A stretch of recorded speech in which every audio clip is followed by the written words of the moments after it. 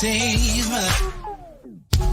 Took a bullet for the dream that we would one day all be free. Free from prejudice, free from sexism, free from bigotry. I die for creativity. I die for freedom to be free. I died and left a legacy. Oh, but baby, I still live through technology.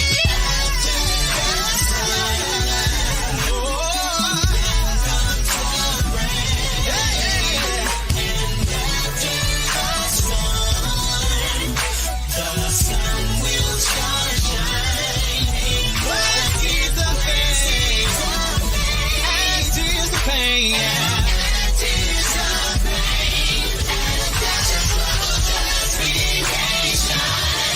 Your destiny will manifest. Yes, photosynthesis.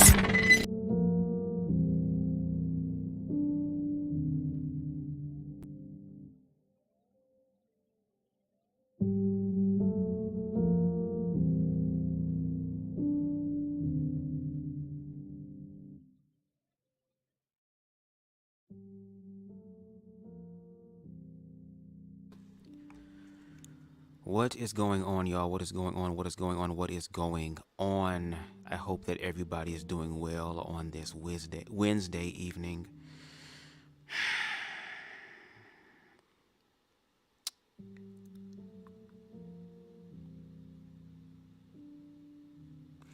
This is going to be a very honest commentary. Well, all my commentary has been honest, but I'm talking about ultra honest. Ultra honest. Because the levels of delusion, he's talking about queer people being mentally ill, the level of delusion, what's going on, Nate? That is coming from this individual in reference to their interpretation about my commentary on what they share on a public platform, who, because of his previous experiences in life, feels as if though he kind of figured it out and that he has a general idea how to read people and stuff like that. But what I also understand and hear, since we're going to assume, you're assuming things about me, so I guess I'm going to play the game because, again, equality across the board. Whenever you speak of these old situations that have happened to you, it seems to still be in a very negative, somber type of way, okay? And you're talking about mental illness. Weren't you the one on the live where you said, wow, I have a few of these myself? So I guess we're all mentally ill. Again, it's equality across the board. There is no exemption. We're talking about humanity here. And the commentary that I've given over your uploads and what you share on a public platform, just like how you sit there and you create content whenever you see Billy Porter on the television screen, or Lil Nas X somewhere, or anything that is black, male, and feminine, you feel some type of way about it. That's a personal problem. And if y'all were really strong and y'all divine masculine, like y'all say y'all would not be pressed about other people's experiences and existences, and the fact that y'all continue to believe false stuff and then feel some type of way when you get challenged by somebody that you're speaking about.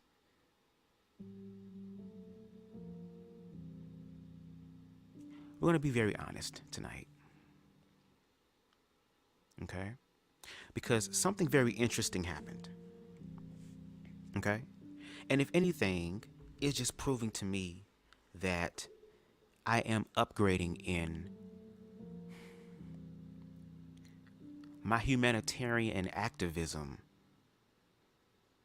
And I know people say, oh, well, you're not a real activist if you haven't put the feet to the pavement. Excuse me, the activism starts as thoughts that inspire the people into action. Without thoughts, you cannot have an action. And the fact that we are living in the social media era, as you like to say, Now that we're living in that, there is no reason for anybody to be ignorant. And if you want to be ignorant, that's okay, but we gonna call you out on your ignorance. Just like y'all want to call trans people trannies, just like y'all want to call gay people fags, just like y'all want to say all that type of stuff. Okay then, well, we can say all that. Let's just continue to call everything like it is. But something very interesting happened. What's up, boy crazy? And I'm gonna put it on the screen. Yesterday I was checking my email, and I saw something from YouTube, and I thought it was going to be a comment from like one of my recent uploads or whatever the case may be. And this is what I saw, which is very interesting to me. This was the first one. It says this. Oh, it's not even showing. Let me remove the video loop. Hi, BubzDaGawd. Our team has reviewed your content, and unfortunately, we think it violates our hate speech policy.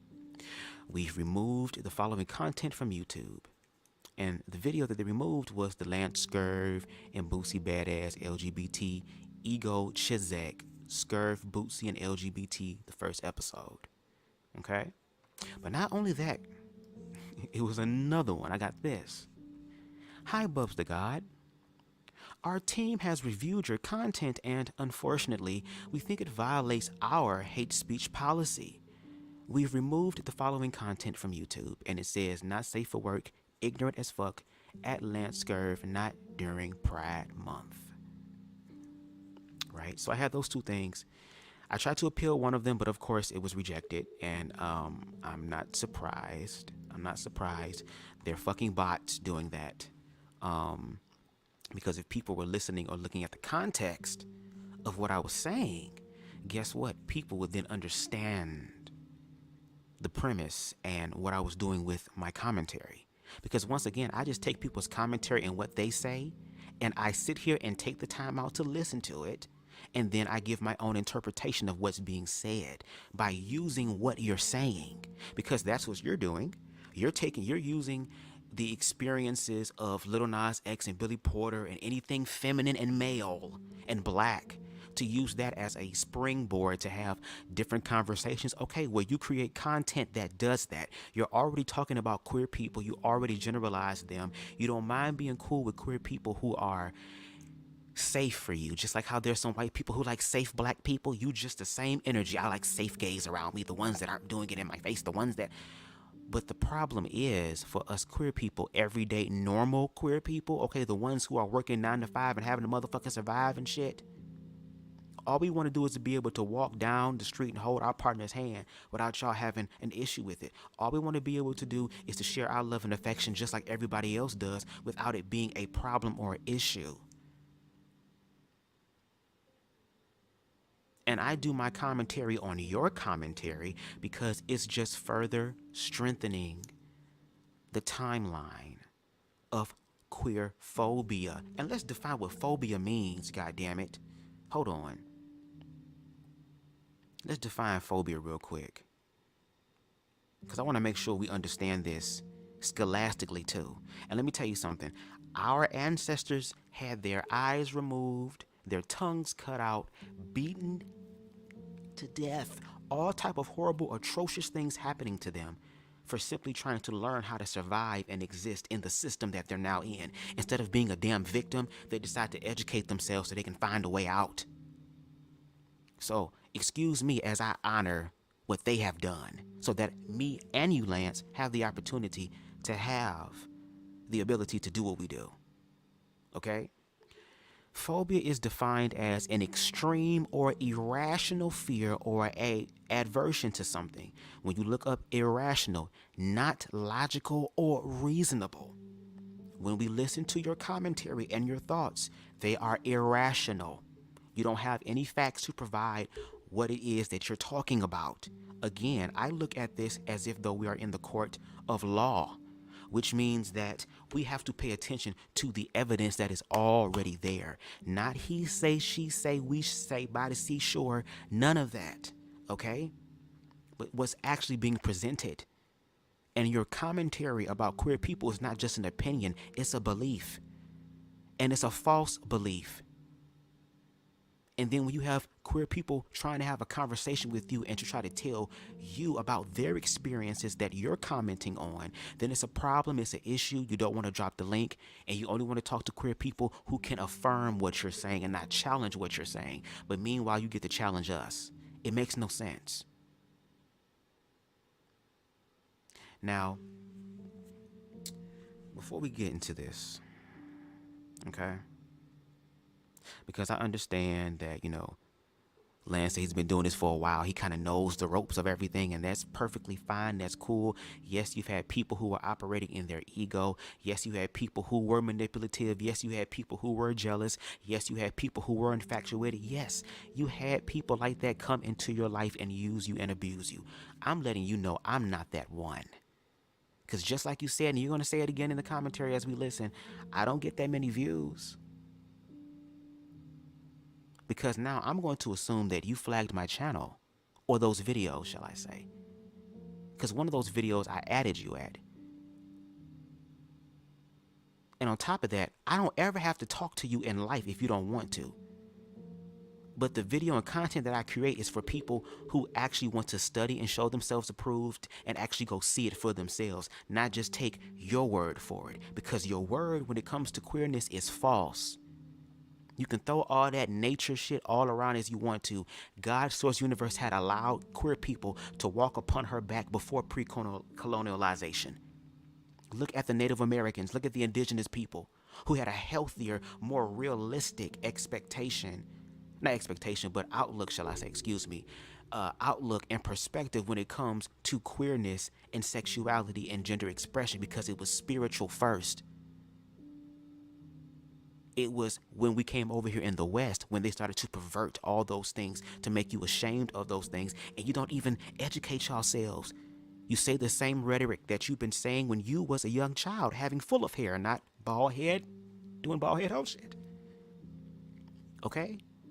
But I'm going to give you what you want because I know you're banking on me to respond, and I did.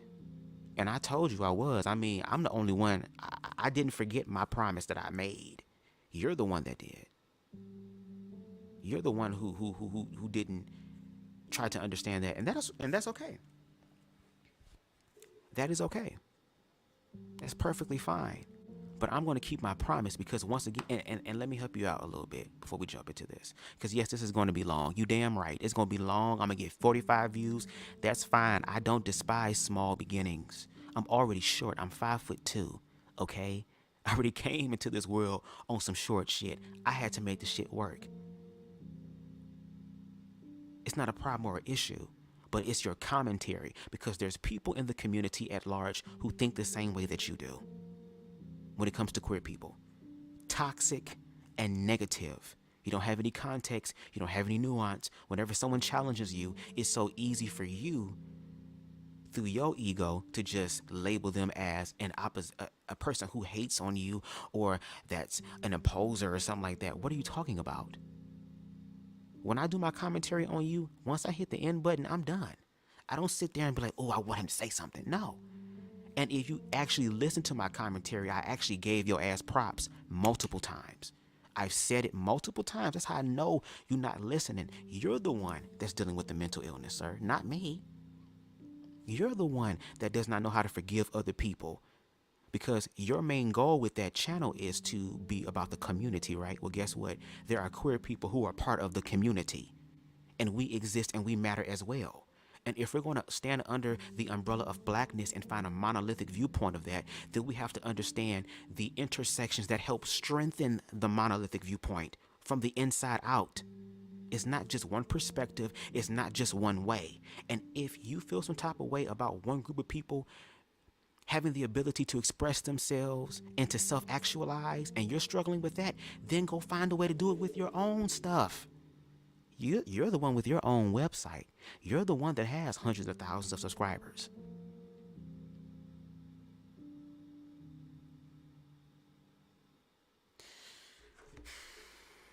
Hold on, y'all.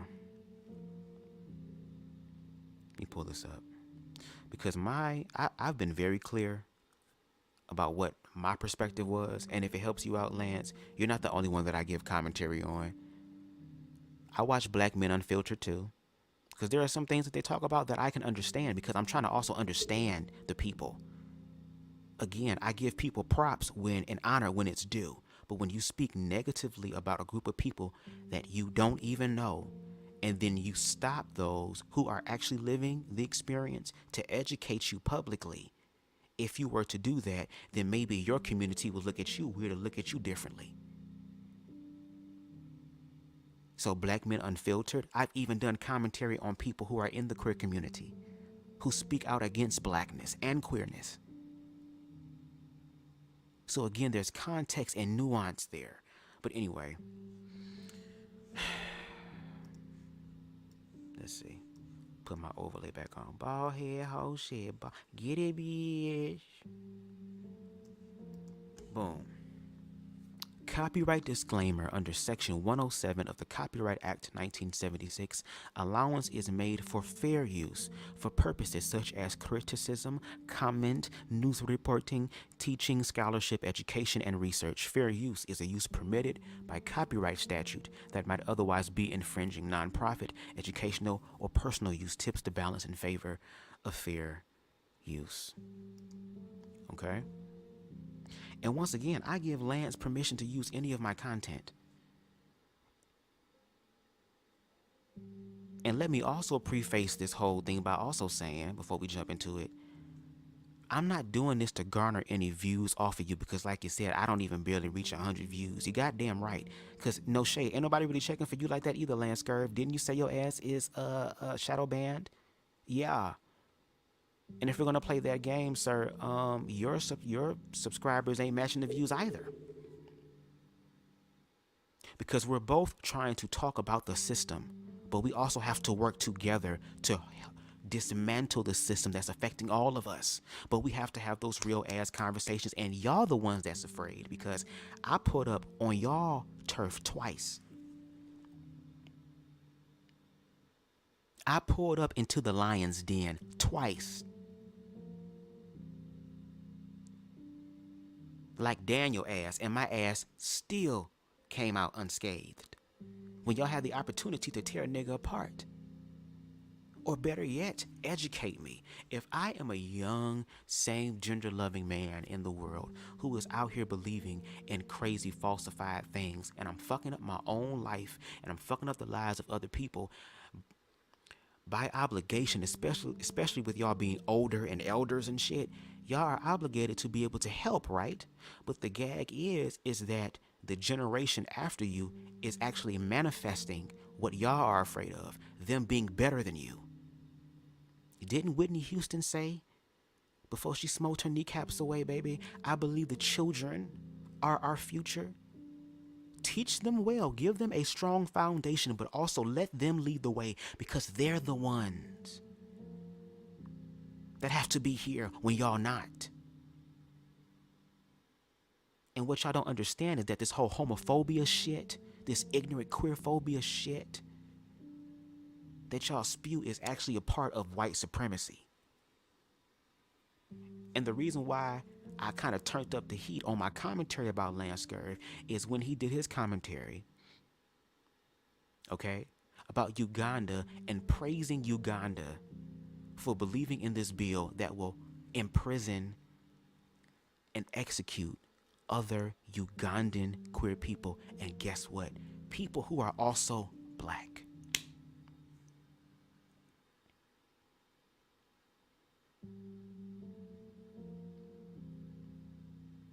Y'all are shook because there are people who are part of grassroots movements who are calling y'all out. And if we're going to talk about blackness, we're going to talk about all of blackness, because blackness as a whole is getting fucked up. We cannot sit up here and continue to do what the hell we've been doing. We need to find some way to come together and fix the shit that is affecting all of us. I don't do this shit for the views because I ain't getting it, because I'm using you, right? So apparently if I'm using you, I should be getting thousands of views, apparently, but obviously I'm not.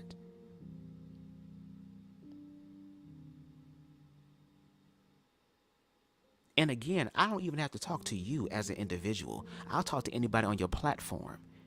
And the reason why I was talking about coming up on a platform to have the conversation was because guess what? There are going to be other people who are going to watch this in the future, to where now they have both sides there. They have side A, side B, and now they can sit up there and study to show themselves approved.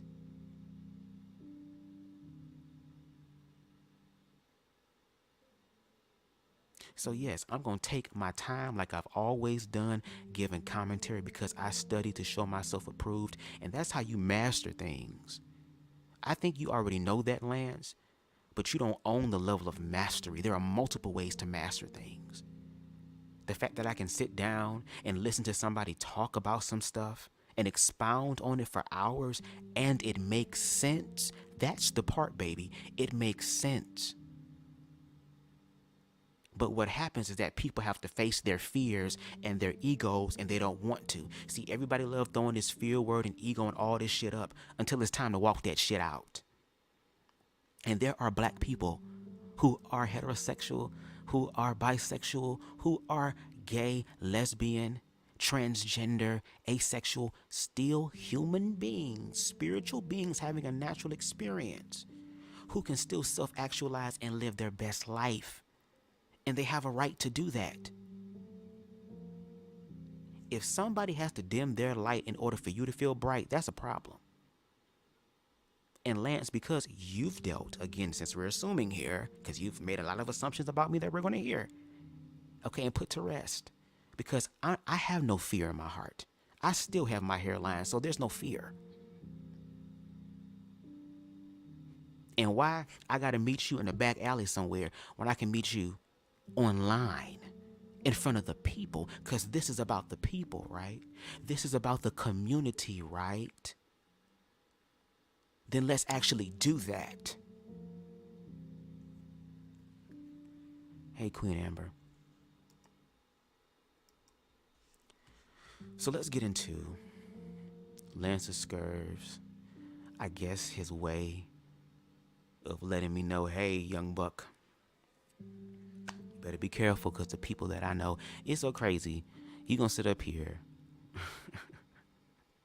You gonna sit up here and complain about being shadow banned and being limited by YouTube, saying that it's hate speech, but then use the exact same system against somebody else. And I actually sit down and listen to your content.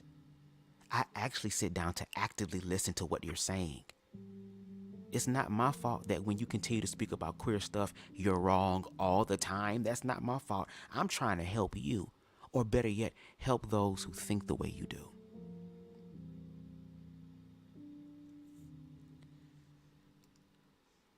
And it's something I want to talk about that is just so strange, but very revealing. And I can pretty much express this with a broad brush. Wow. But I'm going to narrow it down toward the end. And this is not going to be long.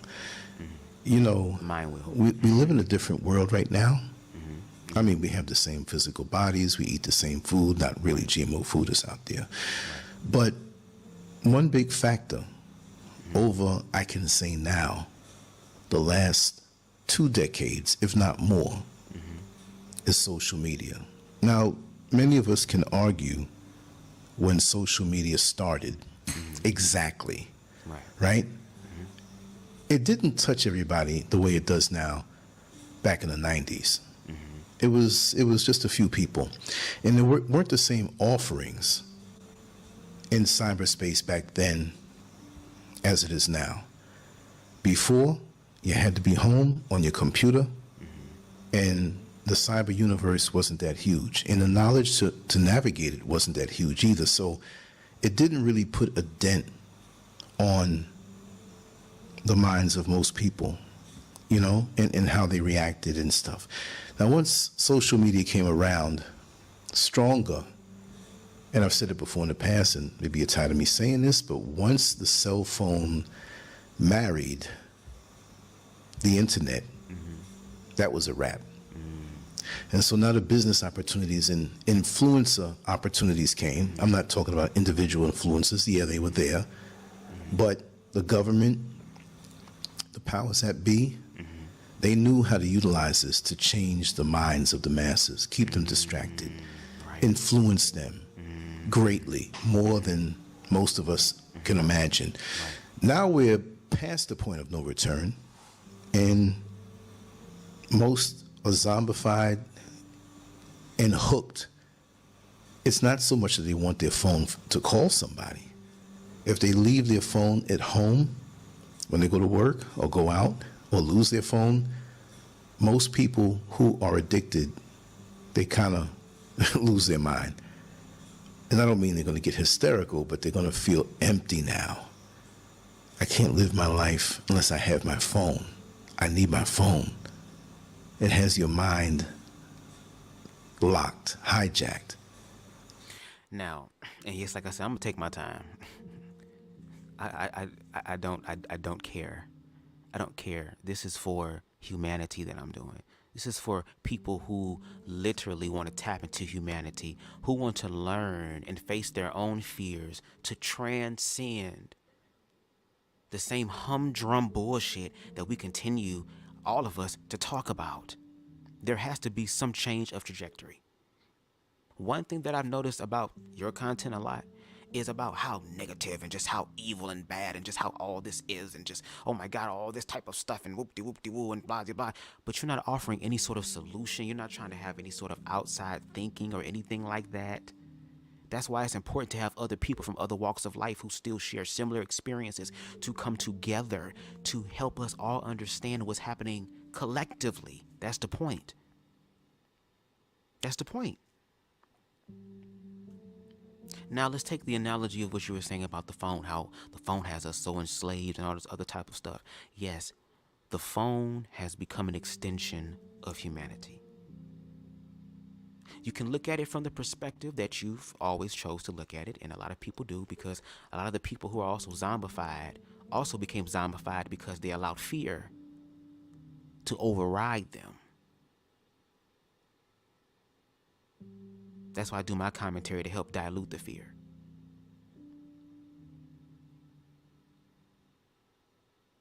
But back to the phone. The phone is a neutral object. The internet is a neutral thing. It is about the intent behind it. There are people who, yes, dive into what the American quote-unquote dream is, which is to stay asleep, don't wake up, we'll give you everything you want, all these falsified stuff that really doesn't add value to your soul or your well-being.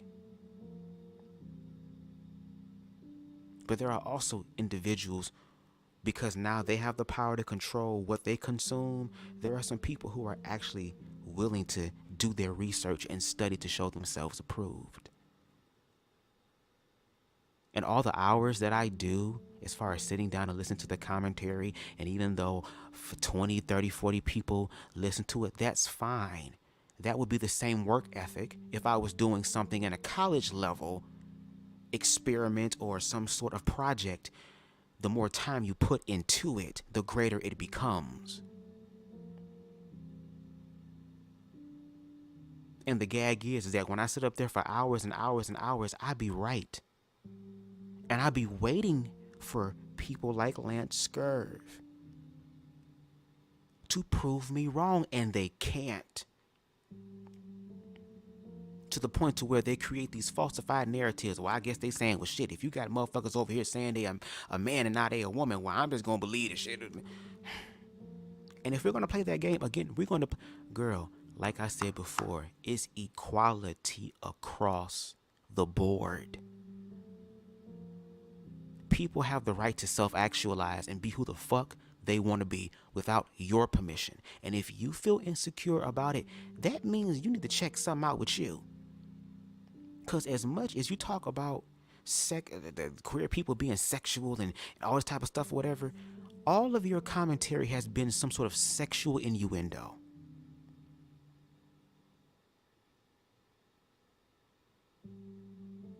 If we were in the court of law right now, baby, queer people will win. And it's not they gonna win because they have to cheat. They're winning because y'all keep losing. Because y'all speaking on the narrative of queer people and you don't know. And then you want to act like you know. No Fat Larry's Band. I know you know what that group is, Lance. Back when the waves were waving, it's fine. Oh yeah, and by the way, when I talk about your bald head, it's because you called me BubzDaGawd. Remember, I'm the individual that you said that it would be wise for me to invest in Huggy stocks and to invest in Pampers and to hell, invest into Depends because, according to you, because I am gay, I guess I don't have any control of my bowels or I'm going to die from something known as the gay bowel syndrome. And case in point, the person who came up with that term, gay bowel syndrome, a very black anti-gay individual, I think he passed away earlier this year. So it's just very interesting to me. No shade. May he rest in peace. But yeah, you told me to do that. So of course, with me being a gay person, I mean, if you're going to throw smoke, I'm going to throw smoke back. Again, I match energies. And you said a lot of slick shit about queer people. So my thing is, if you get to laugh, I think we should get to laugh too. Let's work on laughing collectively. Because I like dark humor. I grew up during the era of Mad TV and all that shit when people were saying, quote unquote, shit on TV then that would be problematic now, and laughed my way out of this. But my thing is, if you gonna laugh, I'm gonna laugh too. It's gonna be Laugh-a-Palooza in here. And I'm letting you know, Lance, I'm very funny. Now, let's listen to more of Lance's commentary, because there gets to a point to where he starts to insert this whole type of homoerotic thing as if though I'm connecting to him because, you know, I never had the love that my father gave me, even though I have a whole YouTube video or live, I think it's a video, no, it's a live on my channel where I sat down with my mother and father and asked them about their opinions and perspectives and their growths of having not just one queer child, but 2 queer children. Yeah, there are some people who are living the reality that you struggle to deal with. Again, it's meant to educate you.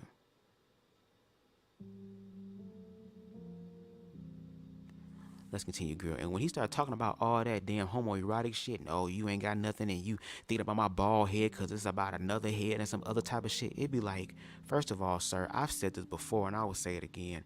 That is a form of disrespect when you sit up here and assume that BubzDaGawd has any sort of attraction to you or admiration about you. If anything, I honor, and I've said it before in my lives, that's how I know you're not watching. It's just so easy for you to do what you've been doing with queer people, to just apply it to me. Because again, it's always the queer people that have to put in the motherfucking work and put in the hours and put in the effect, and don't nobody take that into account. Because it's just easier for y'all to just believe what y'all been taught to believe, as opposed to challenge your own fears.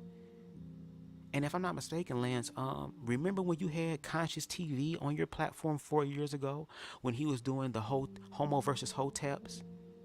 And I think that experience kind of traumatized and scarred you, because that was the first and last time you let a queer person come on your platform, because when he came on that platform, baby, he set it ablaze. And you weren't even trying to establish no form of community. You just wanted a hot show that was going to bring in the numbers.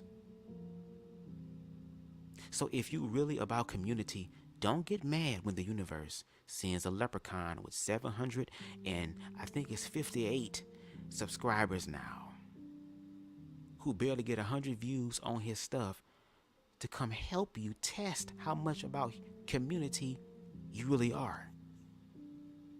And like I said, I don't have to talk to you per se if that's the thing, because I am in no way, shape, or form what's the word I'm looking for? See, I don't even want to say it because it's so ridiculous. Infatuated with you. If I was infatuated with you the way that you're painting me out to be, because I know that video is about me, because there's certain things that you say that really just hints to what I said earlier about 2 of my videos being striked and taken from my channel. And both of those videos involved you. And then you come out with this video, and then Lance, one thing that I do understand, because I am a visual person, I'm observant, very observant. You're very good with imagery. Again, you're an artist, so I understand that. You're not the only artist, but I can understand that. You had a rainbow flag there, and I listened to the commentary, and you literally spoke about the thing. The gag is that I'm able to put a name on it. I don't have to speak in code as if though Massa is around. Massa know exactly who the hell I'm talking to. The slaves around the plantation know exactly who the hell I'm talking to. The ancestors, Oshun, Ogun, or Lokun, all of them know exactly who the hell I'm talking to. And again, I'm not sitting up here and denigrating you as a person.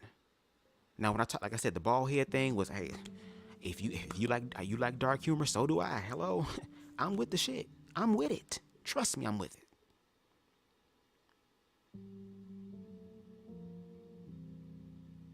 Okay, girl, let's continue. It locks down your creativity. It locks down your ability to have an open mind, to utilize your mind. Now we have Open mind. Wow. YouTube shorts, Instagram short videos. They have longer ones now. TikTok, all of this stuff, which I'm a part of as a creator. Right. And I've learned to throw my creations and content out there and run. And run. Because I personally know people and have known people that as soon as they wake up, they're on a timeline. They're looking at videos. They're on somebody's Facebook timelines. They're making fake profiles or profiles that won't reveal who they really are and subscribing to people like on Facebook so they can watch them. I know for a fact that there's certain people who I used to know and know now, but they don't get around me, who just watch. You see, your IP number never changes. Right. And when you have friends like I do, it's like, listen, this person is still here peeping at you. And it's okay. You're wasting your time. You give me your energy. But I just think it's very scary because when people come out and put up a persona that is not really them, they're projecting something that they're not, and then turn around and believe it. Wow. And believe it. Like, this is me. Just like how you believe all the ignorant stuff you say about queer people. Just like how you believe that being gay is a mental illness when it's been deemed that it's not. Just like believing this gay manifesto that says they're going to be coming after your children in the bathrooms and all this stuff. When in actuality, if y'all were to actually look at the children, there's more heterosexual people that are sitting here doing shit to kids than gay people. Because again, gay people are a minority. I have so many articles and videos, and shout out to Deshaun that he has sent me about the shit that heterosexual people do to children. So again, when y'all start inserting this narrative about children, y'all don't want to have the full children conversation because we understand what you mean about children. You only want straight children. We know this. We know this. We just want y'all to be honest about it and to stand bold. Because see, even though I did my commentary on your thoughts and perspectives, because that's what I'm talking about. I don't know you as a person. I'm only speaking about what came out of your mouth. That's only fair. What's up, Queen Spicy? Okay, y'all. Okay, let me stop. Because it's like,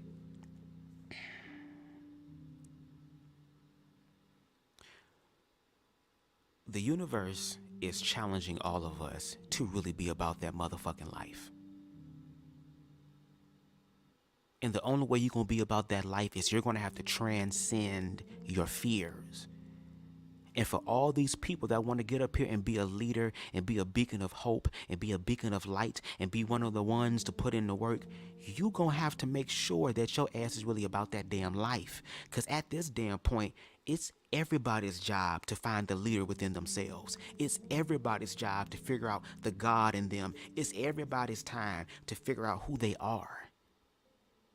Because as we've seen with the system before, what they do to leaders, it's time for us to be our own leader. That's why things are coming in different, that are challenging, that are scary. And guess what, Lance? You're not the only motherfucker that's feeling some sort of fear or tension in the world. All of us are. That's why I do my commentary, because my commentary adds context and nuance. It's not my fault that you say shit that don't make sense. It's not my fault that you say stuff and bring up stuff that you can't even prove. That's not my fault.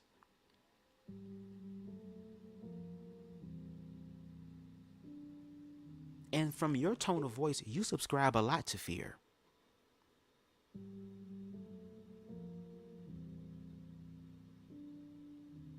Now, you do have some people on your platform who do offer different perspectives that I do like. I do like their perspectives as well. And I like that you do share your platform with other people. I do the same thing as well. You just don't you don't just take time out to see. Because again, it's easier for you to just label me off and just be, oh, BubzDaGawd is another troll. The BubzDaGawd is just another individual. No. If I was out here talking crazy shit that made no damn sense, I would hope somebody would check my ass too. But check me factually and check me honestly. And y'all are failing in that.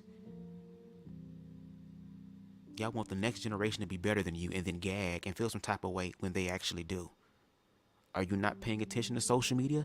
Social media is a conduit. It depends on what you want to look at. It doesn't matter. There are people who are learning things every day when they're on their phone. There are some people who don't be on their phone to escape, but in their phone to inform themselves and to educate themselves. I mean, you got over 100,000 subscribers, so you have people who are willing to come to your platform to learn something. So if they're coming to learn something, I'd rather they learn the contextual truth about it. Because if we're all black and we're all black first and it's about black, well then black people are going to have to fucking work out what that looks like. And I'm going to live my best gay leprechaun life while being black. That's your profile. You can Photoshop the pimples out, the razor bumps. You can whiten up your teeth and add teeth where you don't have any. You can stand in front of a luxury car in a shopping mall parking lot and act like it's yours. You can stand next to a beautiful woman or even pay the beautiful girl that you see at the mall. I've seen this happen. Yeah, to perpetrate. Just to have her hug you and kiss you on your cheek like it's your woman to get your old girlfriend jealous. It's just that why are we so dependent now on showing out to people who don't really care about you like that? It's a game. Have our insecurities caused us to get into this illusionary world like that, where we believe that world more than the existence that we have?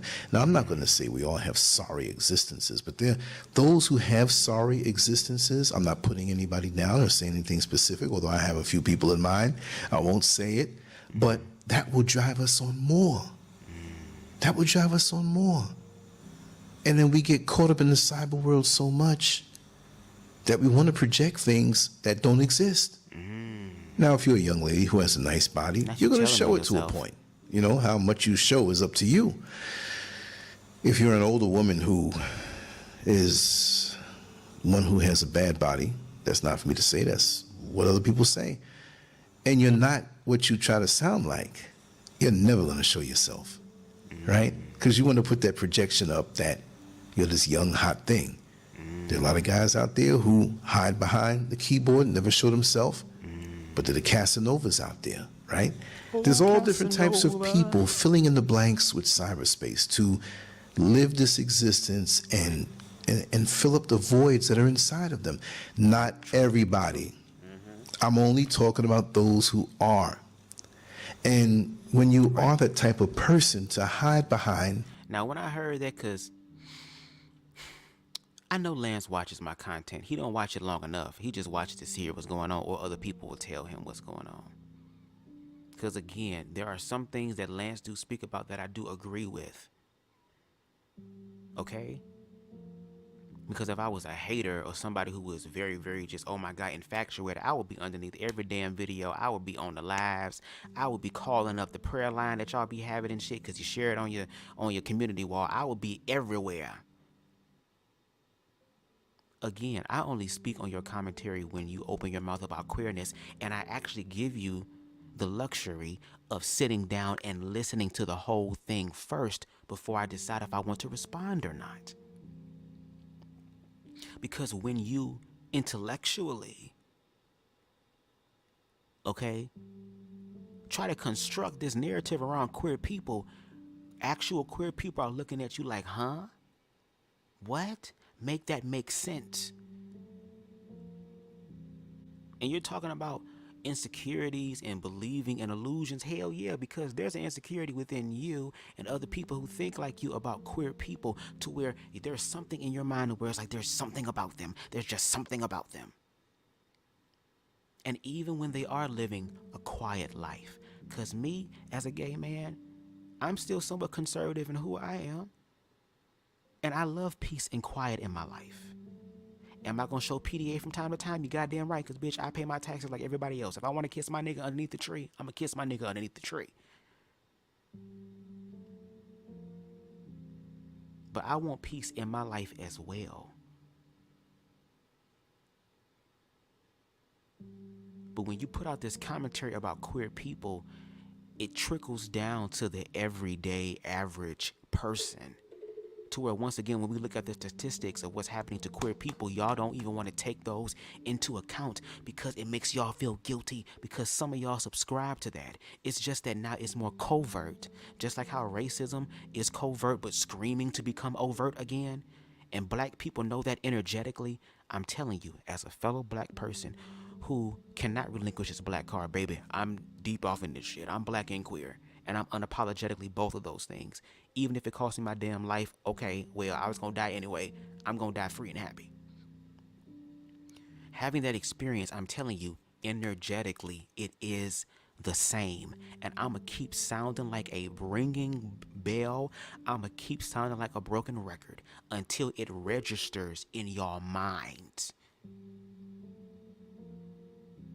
You're talking about distractions. Hell yeah, but look how oppressed people have always been used as distractions, and not only just distractions, but collateral as well. So if I'm a black man telling you that the gay experience is similar to the black experience because it is a form of oppression, the oppression is, of course, different, but it's still the same energetically. See, a part of me wants to play the assume game with you, because you assumed a lot about me in this. And there's one point where you actually speak about the situation that happened. You talk about my views, you talk about the subscribers, you talk about all this stuff. So you did mention me. And then on top of that, me having this as well, a day before, where's it at? A day before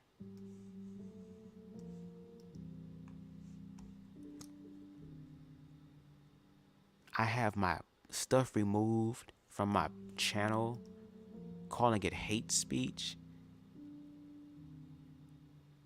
Meanwhile, you sit up here and feel some type of way and have to maneuver around differently because YouTube is censoring the hell out of you.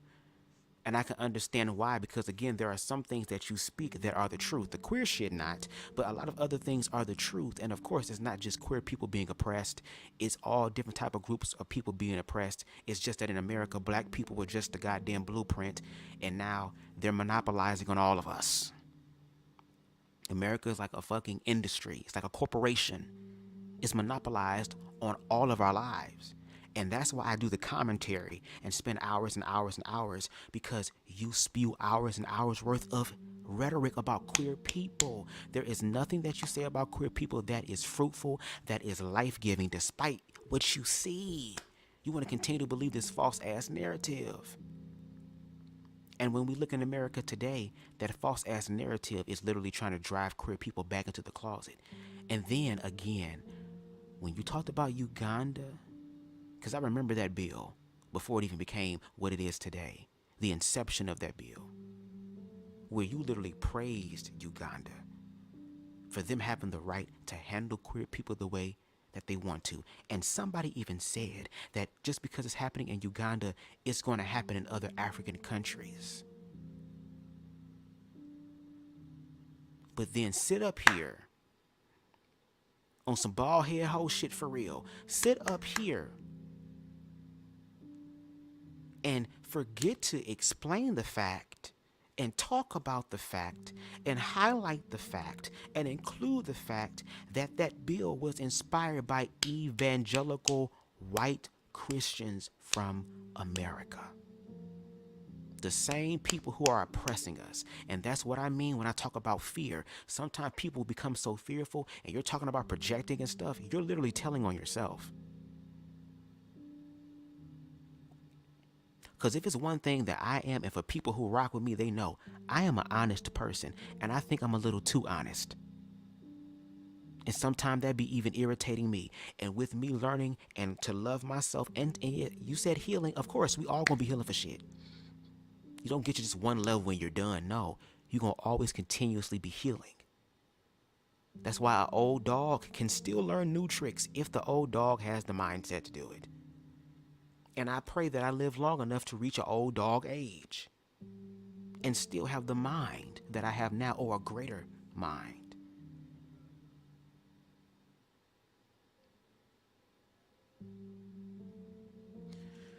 Okay. Like I said, I'm going to take my time. Okay? A keyboard and want to throw out insults and put downs because you know you're safe. You's a weirdo. I gotta say that you're a weirdo. See, all of this stuff has always existed, right? But cyberspace and the internet and social media has been the spoon to stir up the sludge from the bottom of the glass.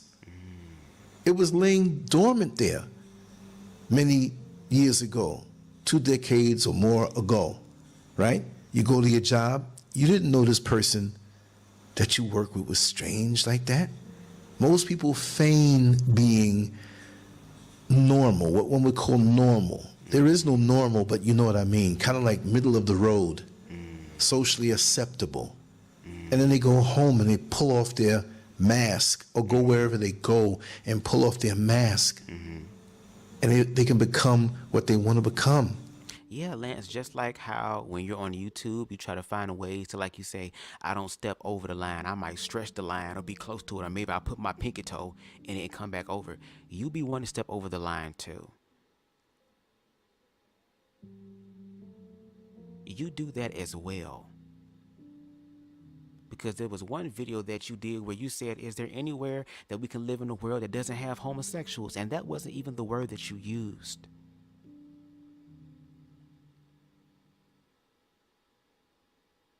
And again, praising Uganda for handling this LGBT shit in the way that it needs to be dealt with. Of course, queer people been knew this. Even when queer people was in the closet and was doing what y'all wanted to them do. They were doing what you want. They were doing what you wanted them to do. Y'all still fucked with them. Y'all still knew who they were. And still made their life a living hell anyway. So if I'm gonna be damned in the closet, I might as well be damned outside. If I'm damned both ways, I might as well fucking do it. But again, you have no context, you have no nuance, you have no information, you have no statistics, you have no videos, you have no clips, you have no testimonials. You don't have anything of the sort to support what you're talking about. And whenever you do talk about queerness, it's about the dirtiest, nastiest, most fucked up expression of queerness, and to highlight that and then feel some type of way when white people do it to black people. Make it make sense. And yes, I'm going to use that parallel, and yes, y'all going to be mad as hell, but god damn it, it's the same thing energetically. Because there will come a point in time, if we don't get our shit together, that we all going to suffer collectively, simultaneously at the same time. And what I've learned, unfortunately, through history, is the fact that people come together under chaos and tragedy. And why does it always have to be the case? But if it has to be that way, well, I guess, goddamn it, make sure y'all got y'all bug out bag. Make sure y'all got water stored up. Make sure y'all got canned food. Y'all already ate in America. Bitch, we already have preserved anywhere from all the motherfucking food we've been eating and shit like that. Like, you might as well prepare for doomsday at this point. You see? But now it's even worse. We still have those who hide it and go on the keyboard or their phone and get into this alter ego. Excuse me. My throat was clear all day. That was the universe telling your ass to shut up. Because again, you talking about projecting. You're projecting because even when you use the analogies about why this person keeps making videos and giving commentary on my commentary and stuff like that. Oh, it must be this. It must be because your father. Or it must be because there's some strange, weird attraction about something you didn't have or whatever. No shade. I have the best father in the world. I wouldn't trade him for nothing. He is a real man, and a real man knows how to grow and evolve and adapt to survive and to also live and thrive as well. To realize that even though he has queer children, it doesn't change anything except the fact that who they're attracted to. Our life experiences are actually a lot better than they are when we were lying. And also from a spiritual standpoint, what you resist will always persist. So for you homophobic parents out there, don't be surprised when your child ends up filling in the rest of the motherfucking alphabet. Don't be mad when your children grow up, and don't be, you know why? Because you hate it. That's the power of hate. Love is just as powerful. Well, hate can be powerful as love, but love is really the ultimate power. Because love even covers hate. Hate is just devoid of love. But hate can also attract things to you as well. And what you hate, you will manifest in your face. That's why people are here like myself who are queer, who have been queer, who understand the queer experience objectively and subjectively because I'm a part of this. I have more insight on it, and I'm tired of heterosexual people who don't even study to show themselves approved, sitting here controlling the narrative about queer people, but then feel some type of way when the roles are reversed. That's the universe trying to help your ass regain your hairline, to bring it from the back to the forefront, okay? To go from a tin head or a kneecap skin to the front of it, girl, back in the day when it was luscious and shit. Because since we're assuming, I gotta assume that LanceScurv had Jerry curls. You bald head now, I know you had to live your best hair life. I'm trying to live mine too. My granddaddy shit trying to kick up on me too. I got miracle drops I'm putting in every day. Okay? I don't want to be on the bald head whole shit this early in life. And decided, I don't know, because of the time of the morning that it is. I don't know whether to stay up or wake up. But it has helped people to have double lives, triple lives, a whole different existence. That's true. And because of that, things are getting exposed now. The other day, there was a video I saw of a pastor who, they said it was a pastor, right? He was in a hotel room, and he was covering his head with his jacket, with the suit jacket, right? Pulled it over his head. And there was a effeminate sounding, deep voice entity who we kind of figured out it was a tranny of sorts. Wow. Demanding the money that the pastor. But my shit, hold on. My shit got taken down for hate speech. Well, my stuff gets striked for hate speech though. Both of them, including your name. I think this was the one right here. Because I'm going to assume, because again, we're assuming here, right? I'm going to assume that you striked videos on my channel.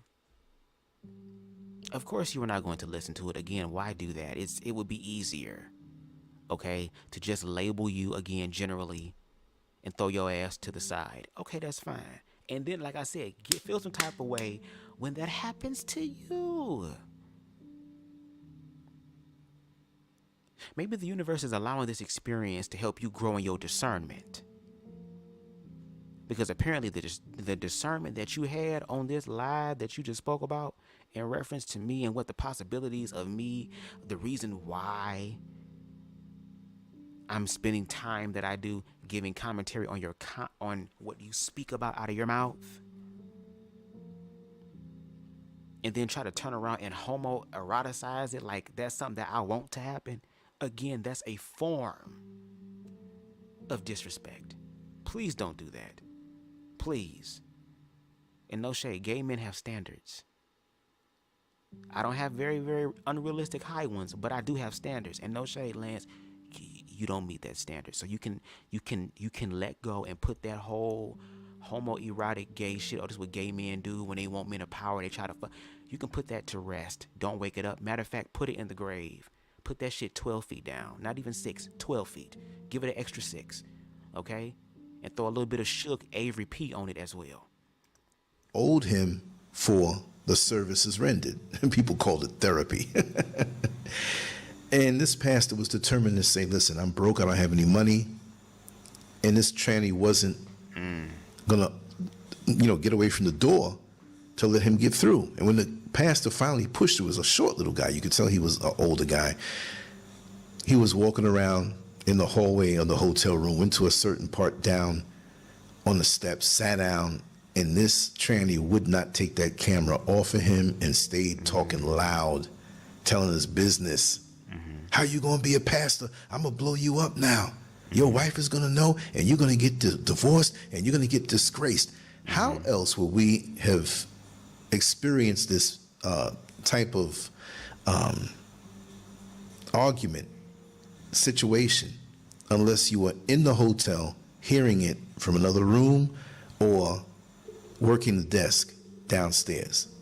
Things happen like this all the time and have been happening like this all the time. We're just seeing it more. But I think that because of the internet and accessibility to meeting like-minded people for situations desired that you might be embarrassed to speak out about, because we have these dating apps, we have these fetish apps, we have different apps for certain specific thin slices of the community who have possibly a freakish desire to indulge in certain things, which it's not for me to assess. But that'd be the gag, though. If you listen to the stories of those people, like the trans sex worker, you would gag at the amount of heterosexual men or men who say that they're straight and all the positions of power that they're in. Y'all would literally gag. Half of the churches would have to sit down somewhere. And let's not even talk about that. Let's just talk about infidelity as a whole. That's what I'm saying. Y'all love to have these conversations one-sided. No, let's have the full conversation, girl. Let truth and freedom ring from the highest mountaintop. Isn't that what Martin Luther King said? Y'all don't want truth to ring. Because again, that's a humanity problem. That people have to go outside of their marriages to do extramarital things.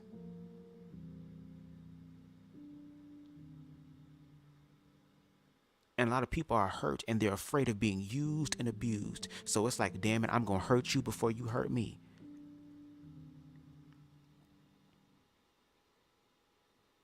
And guess what? A lot of, we're talking about indoctrination and all type of influences. That type of ideology and influence has been influenced by their parents because they learned that from their parents, right? If we're going to play this learning things from the parent game, let's play the entire game, because there's a bunch of people out right now who don't even know how to be a husband or a wife to their damn spouse and to be parents to their family. And I thank God for the ones who are and who do, because I've been blessed to have that experience. But there are also a lot of others, unfortunately, who are not having those experiences because they're not choosing to heal from whatever they're going through in their life. And I do agree with you about healing and learning how to love yourself so that you can understand other people as well. But since we're going to point out, and again, we're assuming here, because that's what you were doing, assuming, I'm going to assume that there's some healing that you need to do as well. And I think you said in one of your lives before that you've gotten to an age where you are okay with being stuck in your ways. But you want to make change, though.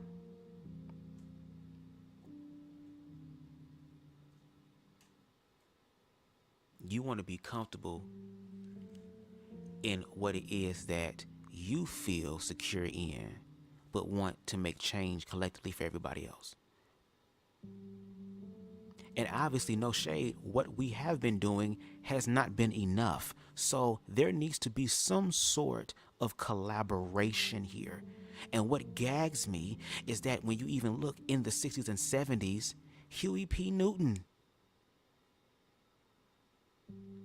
even understood that there needs to be some sort of coalition with women's rights and queer rights, because we all understand that there is something happening that's oppressing all of us.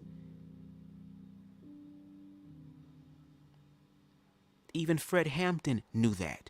He was trying to unite black people, Hispanic people, Arabic people, all oppressed groups of people come together. We have a common issue, and we are the people. They're supposed to be working for us. There is something insidious going on, and we all need to come together, because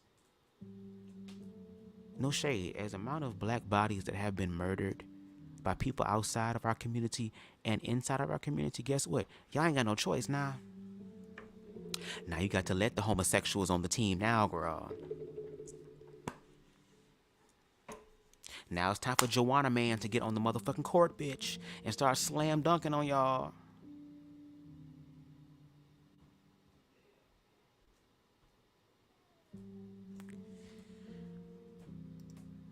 And judge what you do. My thing is, do what you do behind closed doors and don't push it on anybody else. If you have this way of meeting people to do the things you crave to do, I have no problem with that, right? But as a content creator, I have a lot of things thrown at me, lots of things thrown at me. And because I'm not one of those guys who's trying to be politically correct, right. I'm not trying to be everybody's friend. Right. I say what I say, but I'm not hateful to anybody, whatever you want to do.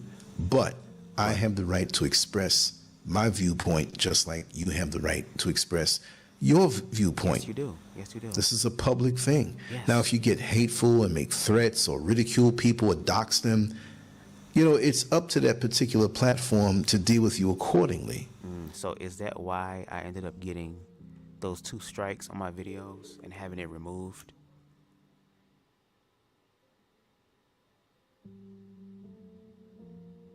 But I never once striked your channel. If I was hateful, I would be.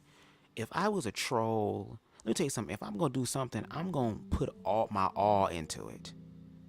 I ain't going to do no half-ass Long Street Job shit when I put my mind to something. If I'm going to really commit to being a troll, trust me, I'm going to commit to being a troll if that was the case. But like you said, it's a public platform, and YouTube also gives the opportunity for people to use your platform and to create their own commentary about it, as long as it follows certain guidelines. And I followed guidelines. Me saying something hateful would be me wanting something bad to happen to you. I've never said that. Me being hateful would be me wishing ill intent on you and ill will towards you. I don't, because I've even gave you your props multiple times. But of course, you're not gonna listen. You're not gonna watch anyway. For real, for real. You're just gonna do enough because, again, I've done this before. I know what this is like. I don't even have to hear the whole thing. I'm so connected into nature. This short leprechaun nigga is not even connected to nothing but his damn computer. I know who God is. I know what women is. I know what my divine order is. And guess what? You a gag, because you're not the only one. Again, spirit honors spirit, regardless of the expression of that.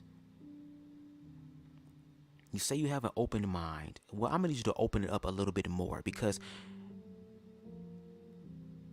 if you're really about community, you're going to have to actually do the things that make you feel uncomfortable. actually facing the fears, because the fears is what's keeping us from really doing what the fuck we really need to do when it comes to liberation. That's why it's going to take all of us.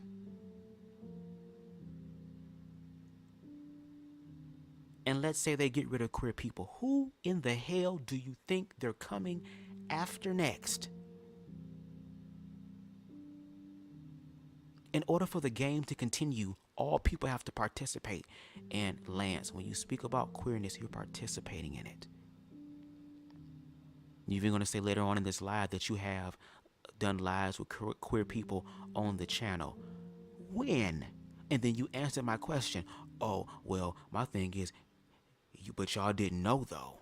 Y'all didn't know they was queer. No, that needs to be known so that people can.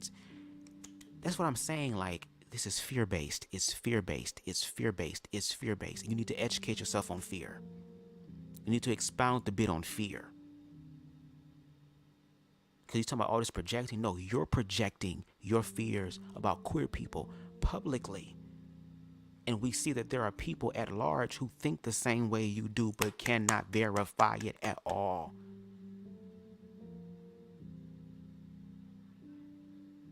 And then when the queer people say, okay, let's play y'all game. Okay, let's do it the way y'all want to. Okay, that's fine. Let's do that. But also do a 360. If it's about the children, let's talk about the children. Let's do it. If we're going to talk about sexualization, let's talk about sexualization. Let's do it. Like, there's queer people that will literally want to sit down and have the conversation.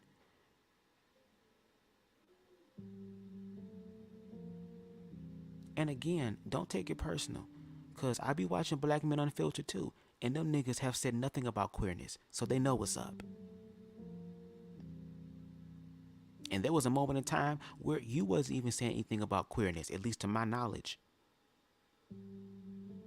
Because I remember one rooftop perspective video you did where you were sitting there saying, oh, well, you know, because again, I'm very observant.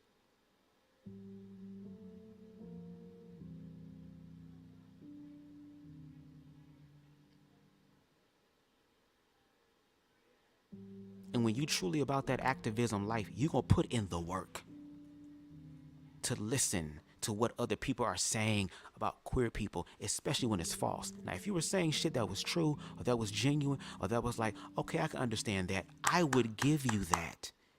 See, you don't know about BubzDaGawd. That's the gag. I know about you. You don't know about me. Which means that you are at a slight, not even a slight, a very big disadvantage. Because if I really was trying to do warfare from you, I just exercised one of the principles from the art of war, to know about your enemy. And again, if we were in the court of law, I used your content. I used the words that came out of your mouth. I didn't chop shit up. And I even did my journalistic duties, which I even left the link for your actual video and encourage the people to go listen for themselves. Don't just take my word for it. No LeVar Burton, whatever his name is, Reading Rainbow. None of that.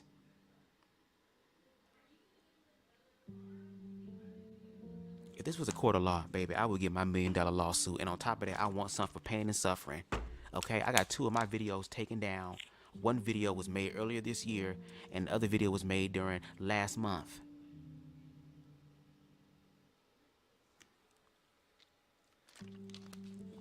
And this is not coincidental either.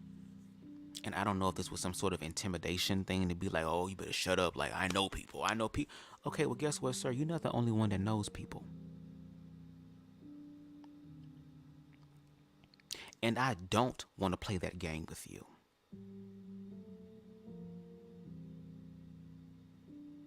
Again, all I'm giving commentary on, all I've been giving commentary on, for the most part, despite some of my little shady sayings or whatever. Because again, like, I understand the game.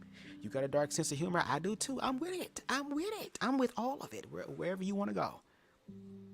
I can adapt. It's not a problem for me.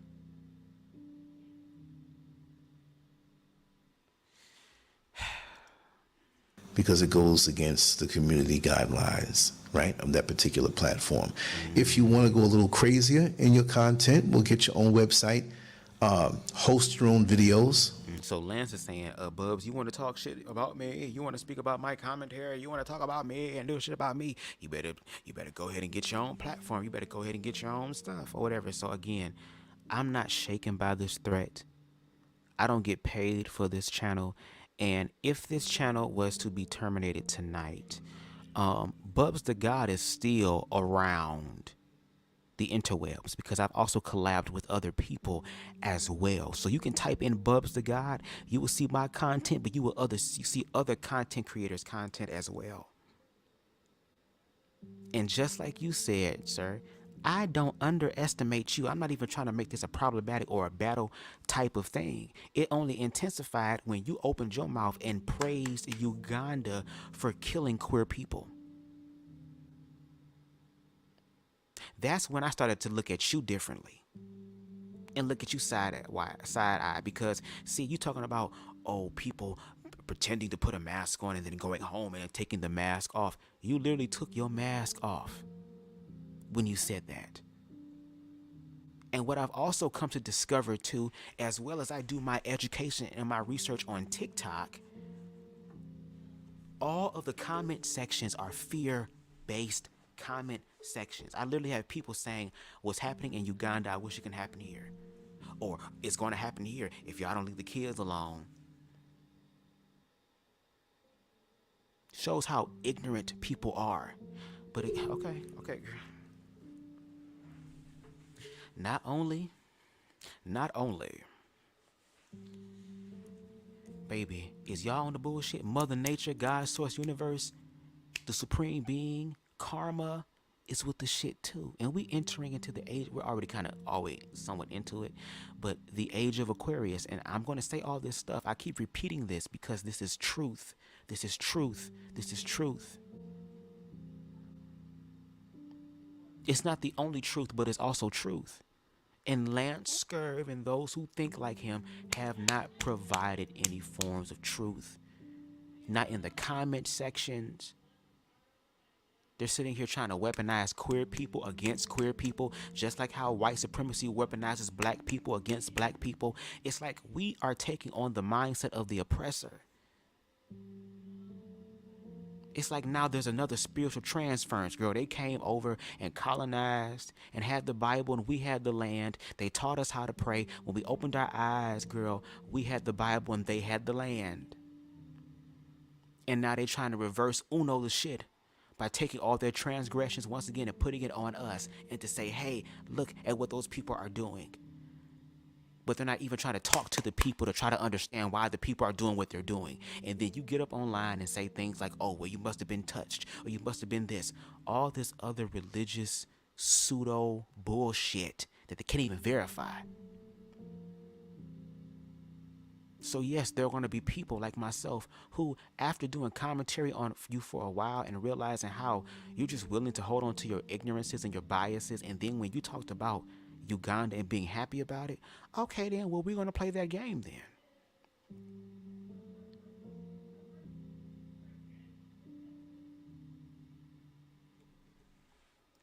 You know, they have where you can pay to host it, and nobody can touch you. You can do what you want. You can say what you want.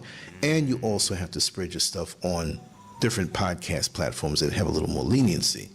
So that's backup for you. But neither here nor there. Personally, I've had people make videos about me, angry at me because I speak out against the things that they like to do in the lifestyles that they like to live, right?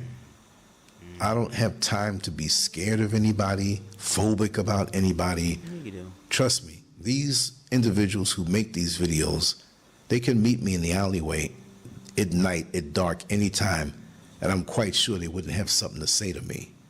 And do you see how that is? Like I said, it is these people tell on themselves. That's why they get mad at queer people, girl, because queer people know y'all bullshit. We've seen y'all bullshit for real. And a lot of times when you're in the quiet and in the dark, you start becoming more observant of shit. There is something beautiful and healing out of darkness, okay, that you come out with new abilities, you come out with new perspectives, you're able to see things in a more 2020 vision, hunter's vision, okay, very much accurate vision.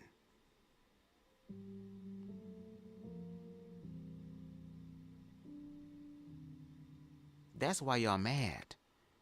And now that y'all can't sit up here and have the conversation because y'all are gagging at how weak y'all arguments are, that now you have to also fulfill the footsteps of toxic patriarchy that flows from the head down to the goddamn soles of the feet of this country, where now, if you're not going to respect me, now I'm gonna have to beat your ass.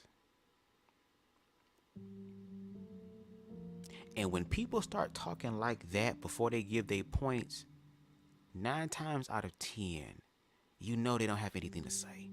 It's just the fact of, now I'm going to assert my dominance over them. And I wish a nigga would say something to me, because I'm the one that will do what these other dudes are afraid of. But then gag when the universe sends people from the opposing side as well, since we're going to play this whole war game, that will be on the same level, or better yet, or worse, shall I say, be on a higher level than you, who really don't give a fuck. Now, I'm a person about self-defense. I will never be on the offense, only on the defense, so that when the police come and they ask what happened, I know what's up. So why is it now? So it's like now it's time to fight them, because they're speaking so much truth. So now it's time to whoop their ass. When have I ever said in any of my commentary that people need to go over there and just Bruce Lee cross kick LanceScurv across his head, or to take a motherfucking towel and some Clorox bleach and put it on his head and shine it up and then smack him in the back of the head with the towel? When have I ever said that? Never. But it's funny that now you gotta throw that little jab in. That's cool. That's cool. When you was doing the whole homos versus hoteps with Conscious TV, you had an individual named Black Lion who did the exact same thing, talking about all the guns that he has, and you know, the guns that your favorite rapper has, I have too, as if though motherfuckers are supposed to be terrified of that. Realizing that a lot of queer people had to live their life in survival mode, bitch, to where they ain't never scared.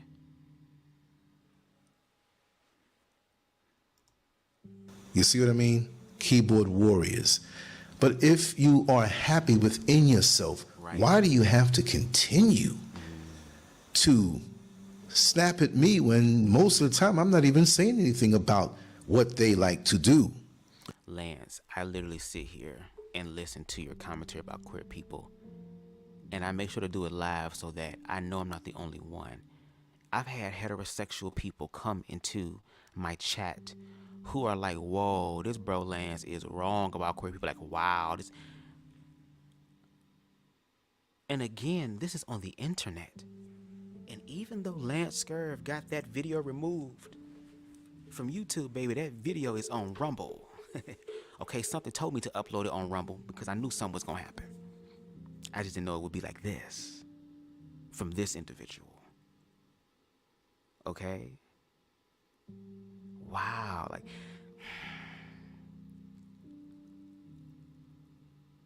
you can't make this shit up. You can't make this up. You cannot make this shit up. Y'all hear me? Right? It may come up. I'm going to talk about it. If I think that the world of media, the entertainment world, Hollywood, the music world has a certain agenda, okay, there's the word, so now come after me, right? If they have a certain agenda that's like obvious at this point, to the point where they're also coming after the children, suggesting things in books and having clown-like entities teach classes and come in and speak to them. The commercials, the shows and TV. Where is the videos of these people groping your children? Where is the videos of these people sitting these children on their lap, and they're just, because you're saying they're overt, you're saying they don't give a fuck, they don't care. So if you're overt and don't give a fuck, you're not gonna care, you're just gonna do it. So where is this happening at? Where is the busting wide open of youth? Where is this happening? Where? Where is the overt, aggressive sexual thing that y'all do?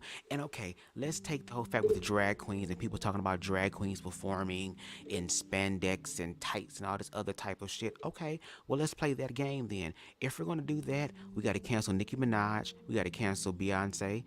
Please don't kill me, Beehive and Barbs. Please. But we have to cancel all these people and cancel the male artists too that give rise to the sexuality stuff. And then on top of that, Lance, you have to probably cancel yourself because you speak about women in a very sexual way. And I get it. You're a human being. You like sex. You understand the healthier aspect of sex when it's done in a loving and committed way.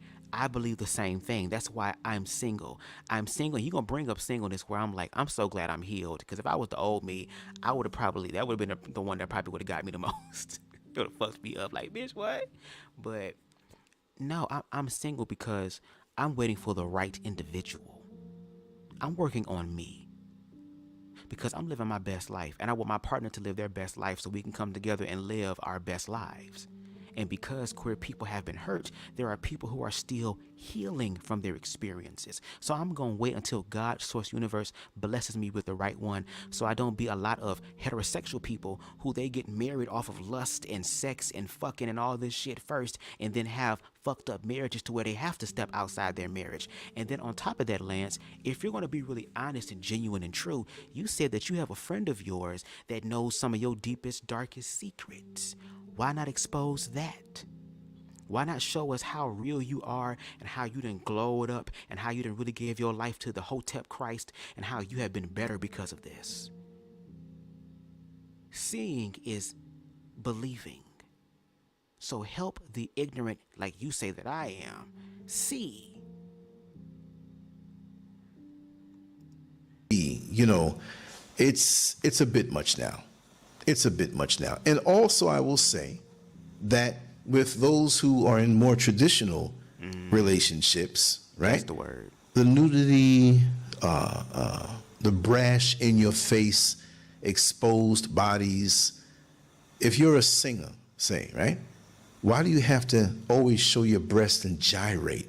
Can't you sing on talent alone? Do you see people in the houses of worship, churches?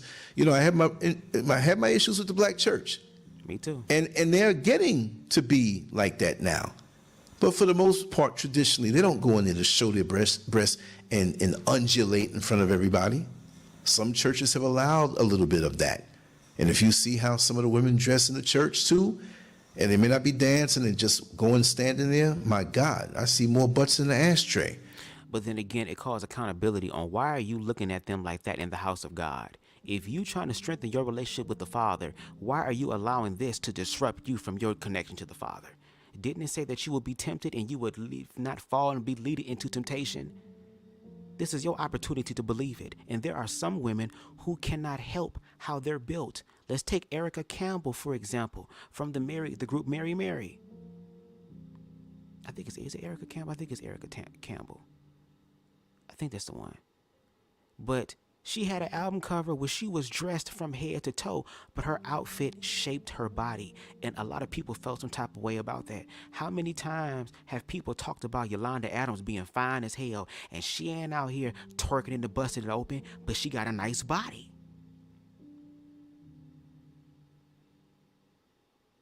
And if we're going to talk about church, church is a place where the people of the community come together, hopefully to commune as a community under some sort of faith. But it becomes an issue and a problem when you start discriminating against people who are trying to be in connection to what you're in connection to.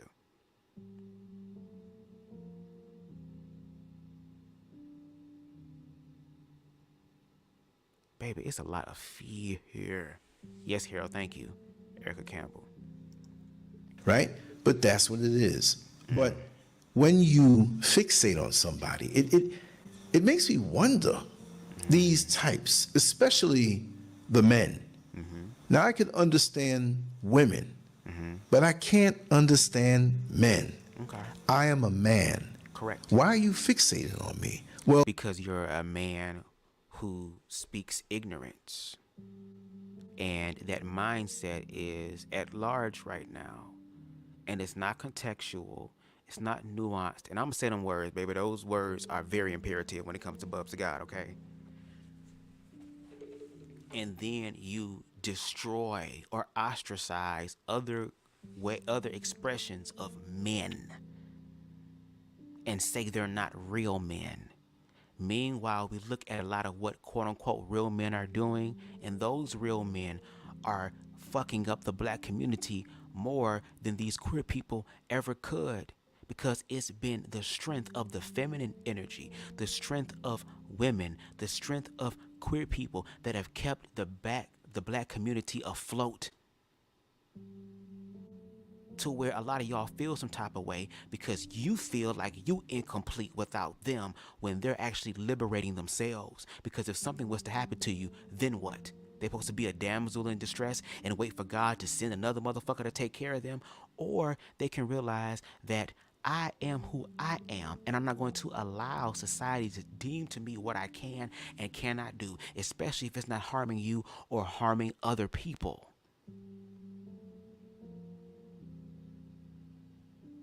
You want queer people to go back into the closet, and I'm sorry, but not sorry to tell you, sir, that it's not. Just like how racism not going back in the closet. No, the truth is coming out on all sides. And that's why my commentary is balanced. Because, again, I don't talk about you. See, you're just the common denominator in this situation. When I give my commentary and use your commentary as a springboard, like once again, whenever you see Billy Porter or Lil Nas X or a black nigga in a motherfucking Playboy outfit or something like that, how you make a video in a live showing your disgust and how you feel about it. Again, this is a public thing, but I never struck your channel, though. That's kind of unfair, don't you think? And then you do this live so that you can create the narrative because you know that I was going to respond to this. It just took me a minute to put two and two together. But now that I did,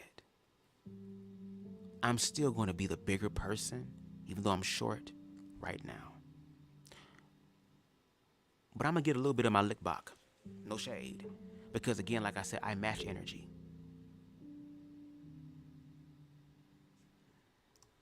well, we already know what it is, but you fixate with an intensity and a focus, not in a general way, but you focus on me, and me. Because it's coming out of your mouth. So I have to give, if I'm giving commentary on something, I have to, you're the example that I'm using. It's not my fault that you keep giving me more examples. And I'll be sitting there listening like, okay, Lance, is it going to click in your head at least? Are you going to have some sort of objectivity? Are you going to have some sort of, like you said, open-mindedness about the situation? Are you even going to study to show yourself approved? Of course not, because again, you said that you are comfortable being set in your ways. And that's fine. But if you're going to be set in your way, move the hell out of queer people's way and stop trying to control the narrative about them and then feel some type of way when they challenge what comes out of your mouth. Because just like you said to me, you can also go on LanceScurv.com and say what the hell you want to say and not be touched over there. But since this is a public domain, again, it's fair game on everybody. Right? So I had to psychoanalyze the situation. I'm going to say it publicly, but I'm not saying any names. It's happened a few times, but recently it's really getting out of hand. Like many people want to be something that they're not. Mm-hmm. And I've been around this internet thing for a long time. Right. 2001. Correct. Right before the tsunami of social media hit. Mm-hmm. I've been around. Too. You weren't the only one. So Shit, I've tested the waters. And I know the atmospheric differences that exist now that didn't exist before. And so people have clustered up into their own little communities, their own little corners of cyberspace. So when they rah-rah, they have a bunch of people that rah-rah with them and encourage them. I'm not mad at that, but I see that. And it's obvious that I'm not looking for that kind of thing. I am who I am, and who wants to roll with me can roll with me, right? Okay. Presently, and for the longest time, I know that I've been shadow banned. No problem, because I like discussions. I derive a lot of pleasure, enlightenment, and wisdom from those who come and share their viewpoints, right? Okay, then. So that's exactly what I'm doing, is sharing my viewpoint. And you share your viewpoint on other people's viewpoints. So once again, when it's you, and see, I understand this. I understand this. I'm not sitting up here saying that I'm exempt. I know my day will come where people will try me. And that's cool. At least try me factually and honestly. Because if there is something that I can learn to better myself, then do that. Because I'm not beyond reproach. And if I am speaking ignorantly about things, I'll at least be acknowledge and say, oh, well, I'm speaking ignorantly, or I'm assuming. I will preface it first before I say my stuff. But what happens is you speak about queer people as if though you know what's going on, as if though you have a blind spot. I mean, you see in the blind spot of queer people that is going to fuck their lives up that they can't see, and yet you cannot manifest it. It would be different if you actually brought stuff forward that we can talk about. The fact that once again you did a live with CTV 4 years ago and you're saying the exact same thing, even though you had queer people on the platform to share their perspectives. Oh, well, you know, I'm cool, but I'm still going to believe what I want to believe. Okay, then. Well, if you believe ignorant shit, I'm going to call you ignorant. I mean, you have no problem calling us all type of acronyms and derogatory names and, you know, denigrating us. Like I said, again, it's, oh, well, two wrongs don't make a right, but a positive times a negative times a negative equals what? Two wrongs don't make a right, but a negative times a negative equals what? It's just about what way are you looking at it, baby? That's the goal. That's what I enjoy about this. So if all of the so-called followers as far as numbers are banished and vanquished, I'm still me. I'm just a regular dude who likes to talk and share thought-provoking. Same here. You don't even listen to my shit. For real, for real. Again, I am the one. And shout out to those, because I have people that come in and out of these lives because they be long, or I have people who watch the replay. But I actually sit here and listen to what's coming out of your mouth.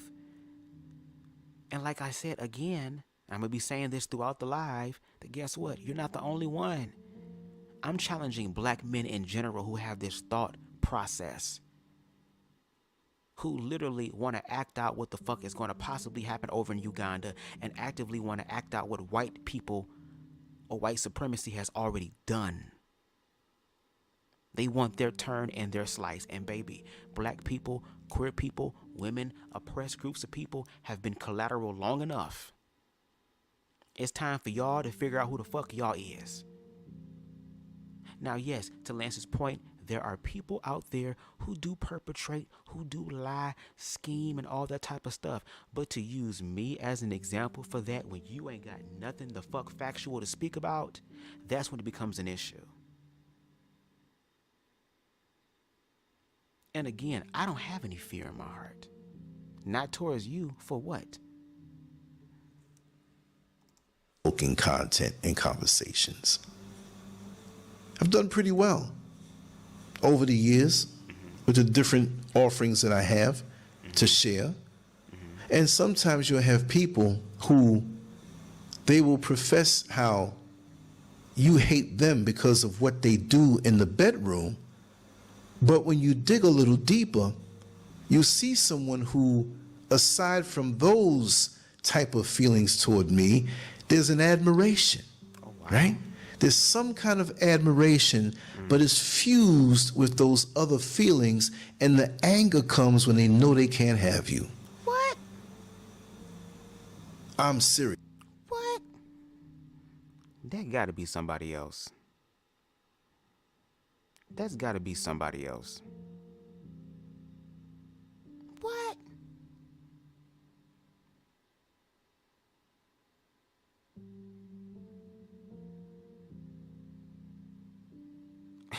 I have to laugh at that. What?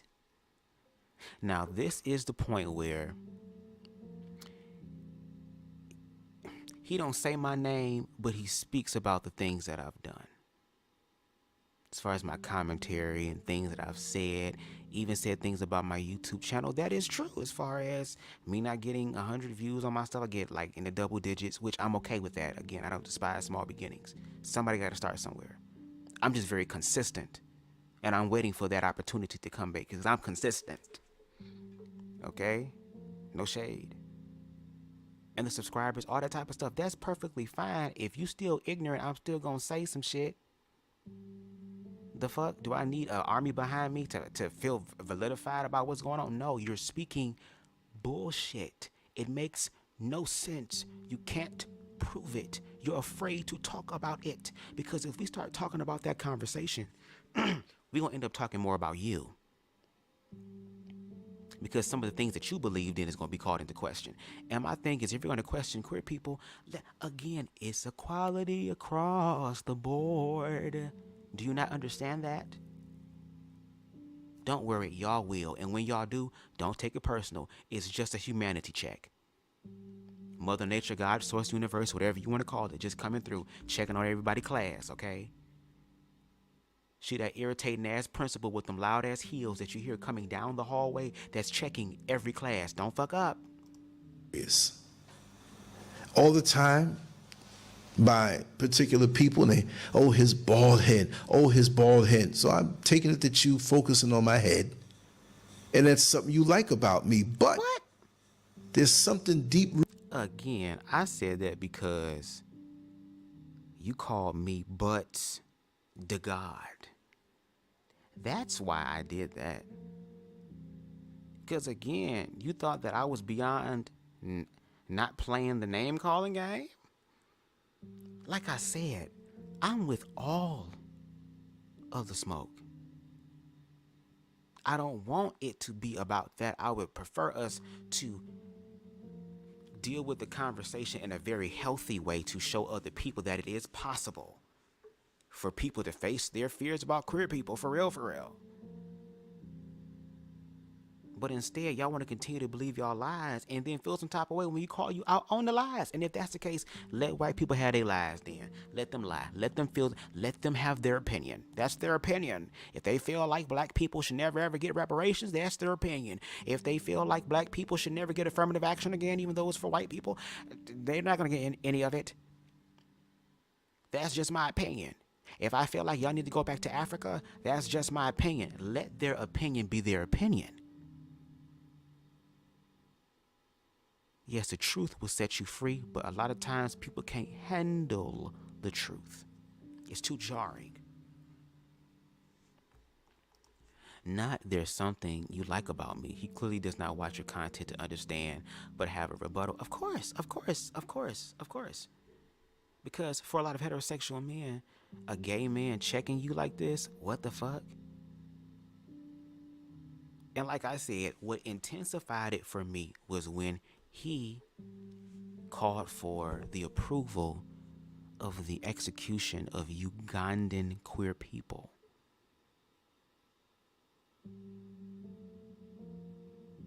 Wow. Rooted in you, where I might look like that person who rejected you. What? It could be an old fiddler, lover. I've been using that word fiddling a lot, right? People fiddling around with each other, people fiddling around with themselves, right? But it could be that lover that rejected them, hurt them, or it could be deeper, where maybe I remind them of the father that never gave them love. Now, see, let's get it again. See, this is why people get called bald head and shit and bald head hoe shit. Giddy bitch. That's why we say that, because again, here you are speaking about something that you don't even know about, but I've dealt with this before. I know what it is. And then gag when the universe sends you a right hook or a curveball.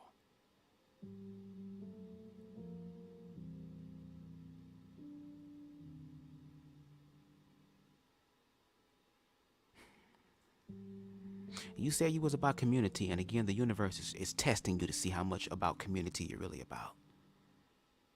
Because for all you people saying that you're about blackness and black first and black kings and queens and all this other type of shit, then it's time for y'all to start acting like it. And stop getting mad at queer people finding their own expression of what king and queen is for them. As long as it's enhancing their life and it's not hurting you objectively, or your children objectively, or other people objectively, and you don't care, then don't fucking care. It's that simple. Even deeper from what I've observed, and roll with me on this. Every young man and young girl, right, young lady, but we're speaking about young men now, right? They need and want and desire their father's love and attention, okay? That's a child in general. A child wants the love and attention of their parents. It could be their biological parents. It could be an adoptive parents. Okay? It could be grandparents. It could be a single parent. At the end of the day, children want someone or something to connect with that is going to take care of them and love them. But let's continue with your interpretation of this, the toxic manhood version of it, yes. When they're young, there is no way they want their father's love, attention, and guidance like that in a erotic, sexual way. No, that doesn't exist. Unless, right, they've been disappointed from being touched in an improper manner, if you know what I mean. Here we go. Right? Here we go. But normally, I see a lot of men who are in this lifestyle category who are bitter at other older men who may see a resemblance in that person who let them down. This is not in every situation, but I find this in many situations. There's a man in their life that let them down, that had a role and didn't live up to that role, and usually it's that father. And maybe the father wasn't around to protect them when they were violated by another family member, like the uncle or... Okay, let's get into that then. Did I have a struggling relationship with my father growing up? Yes, I did. It wasn't in the context of Lance talking about some sort of sexual abuse. It was the acknowledgement of his son possibly being gay. And the fearful response that he displayed to where I was afraid to talk to him. So yes, in that sense, there was a point in time where I did feel like I could not be safe even around my dad, because I can't even be me. And we were heavily in organized religion at the time, and he was a deacon. So of course the pressure was there. But my father now, who has grown to be more of a man than a lot of these niggas, no shade, who has been with his wife for 30-something, close to 40-something years, never cheated or nothing. I know some of y'all never experienced that, no shade, and you can if you haven't, but I have. And even through the midst of the ignorance, even through the midst of the fear, he still made the choice to love his child unconditionally and to go on the journey with his child. Was there a point in time where he was still struggling with it as far as being homophobic? Of course. Was there times where I had to go to deliverance services and shit like that? Yes. There were times where he had that fear-based response, because looking back on it now, I understand that with parents, they want to protect their children, protect them from hell, protect them from the world, protect them from stereotypes. But if you see how the world treats your child because of that, wouldn't the most common thing to be or do would be to love your child? To strengthen them in love so they can survive in this world that already telling their ass from the get-go how shit should or should be?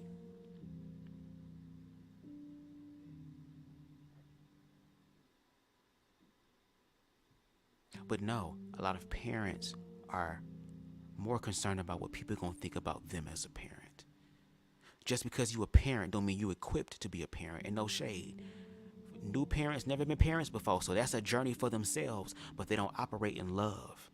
Because when you look at the statistics and you look at the actual factuals, you see how a lot of queer children are now homeless, have nowhere to go, and then have to resort to sex work in order to survive, because sex work is the oldest profession in the book. So they're left with no choice. It was either that or die. So some of them had to survive. And you would know that, Lance, if you actually talked to some of these queer people. And I think what the issue is that you're just upset about me clocking your ignorance every time. And if you want me to stop speaking ill about queer people. It's that simple. Because I already made a promise, and I'm a person that holds my promises. And even if my YouTube channel was to again be taken down tonight, there are other sites. It's not going to stop anything. It's just going to transition me into something that's greater. But once again, my commentary is using you as a conduit. But you don't watch. You don't watch, which is why what I say has more credibility than what you could ever say, because I put in the work. It's a lot of people who live old age, and a lot of them are very ignorant, and they're old fools. And when it comes down to queerness, Lance, you are a bald-headed old fool. As far as the opinions about queer people, again, in context, when it comes to queerness, you are ignorant, sir. And you have the opportunity to not be. That's all I'm saying. I wonder if this video is going to be striked. The next door neighbor. It may not always be the case, but oftentimes I think it is. I think so. Now you crave the love of your father and never received it. He was distant to you, right? It may not have been as distant, but in your young mind, he has been distant.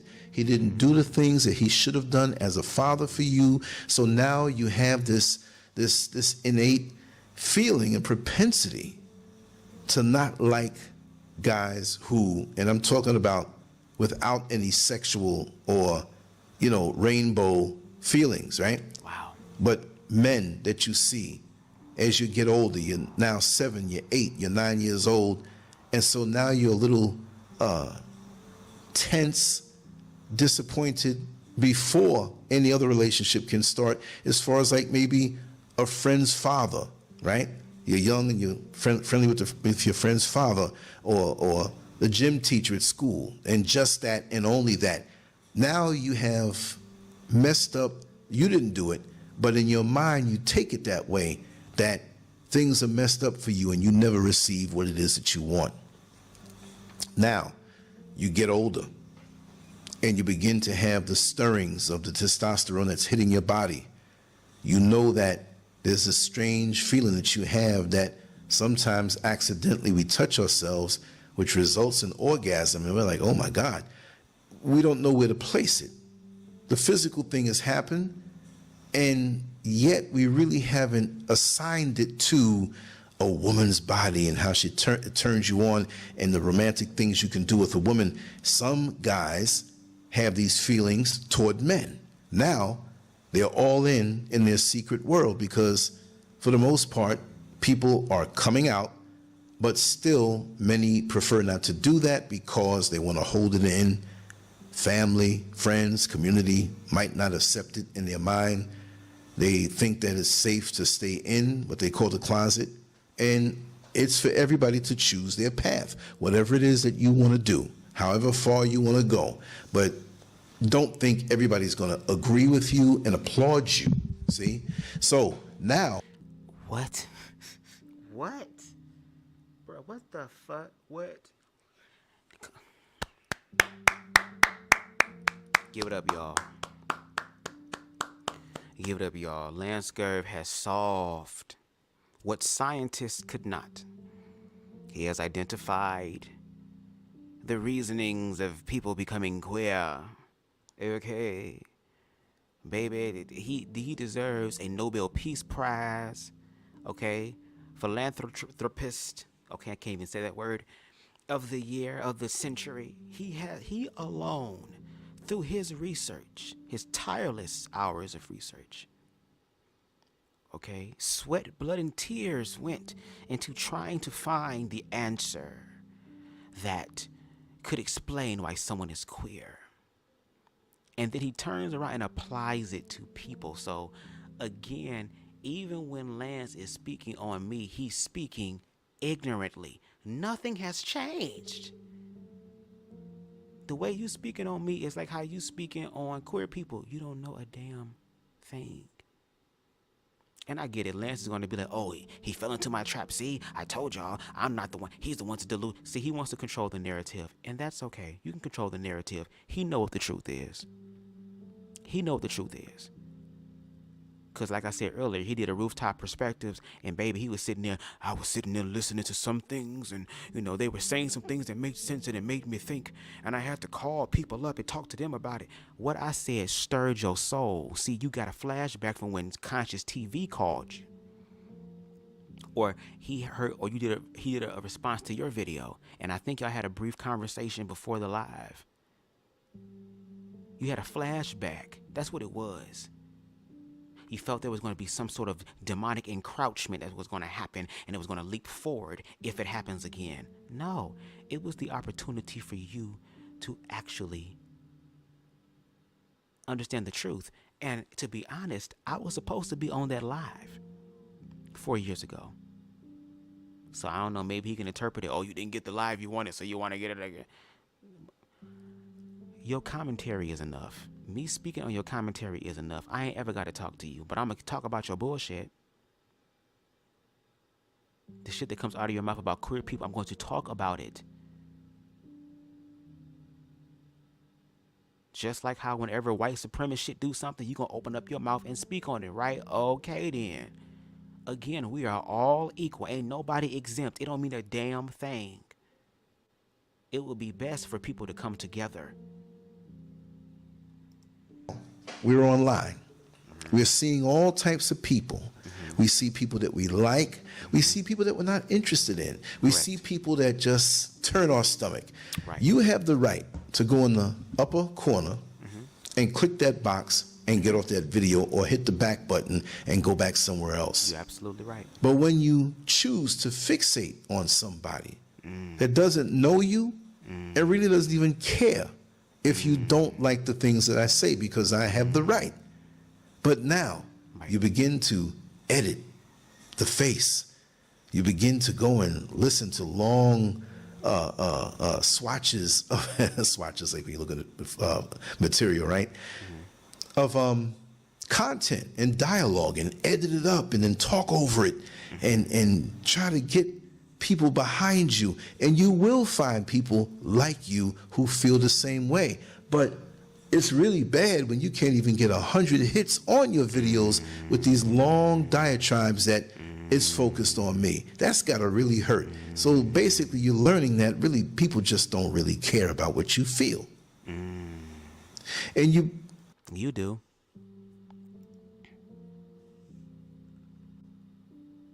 Look at the screen. You do. You care. You care. People who don't care, but you strike to my videos, you care.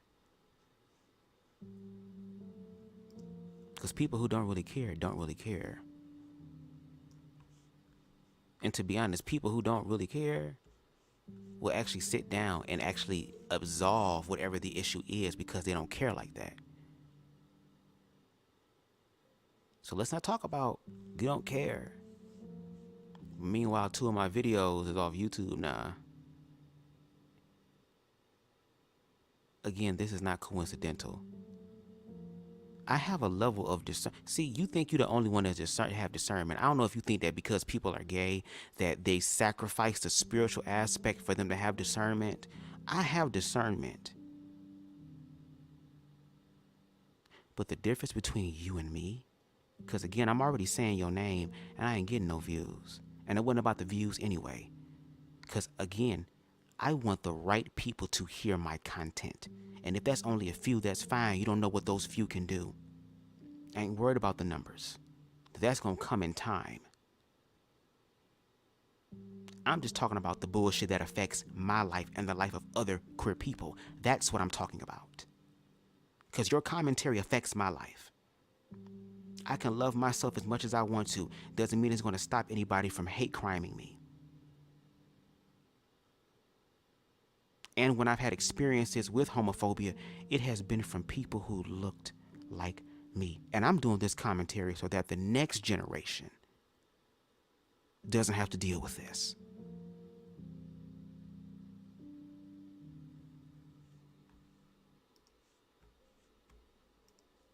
Have but so many subscribers. You can't pass 1,000. I'm not saying I'm into the numbers, but you go so hard for nothing. It's not for nothing. Because it's obvious that you have some. That's like a racist white person telling Martin Luther King, why you doing this shit for? It was for nothing. All you did all this shit and still got shot. Damn. Malcolm X, all this shit was for nothing. You did all this shit and still got shot. Damn. Y'all niggas did all this marching just for this shit to happen. Damn. Y'all wasting y'all time. Y'all go so hard in this. Y'all go so hard in this. We don't really care. Y'all go so hard in it. But see, once again, because we're dealing with hurt and pain and we're not really learning how to heal internally, you're talking about projection. You're right, but you're speaking about yourself. Because once again, you can go through my content and find out the truth for yourself. That's why I take so much time when I speak and do long diatribes or whatever you call it. Yes. Because it's so much to talk about. There's so much context and nuance. You think it's about you. No, you're just a catalyst. You're just a conduit. Come actually listen to the commentary. I want Lance to at least watch one video. Watch one full video, and I guarantee you he's not going to do that. Because when he does, he'll be like he did on that Rooftop Perspectives when he was kind of shook about what I was saying. And he was starting to acknowledge the holes in his logic. And if I was infatuated, I would be striking your shit. But see, I'm not even going to do that. I'm not even going to do that. If anything, all it did was just turn up the heat more.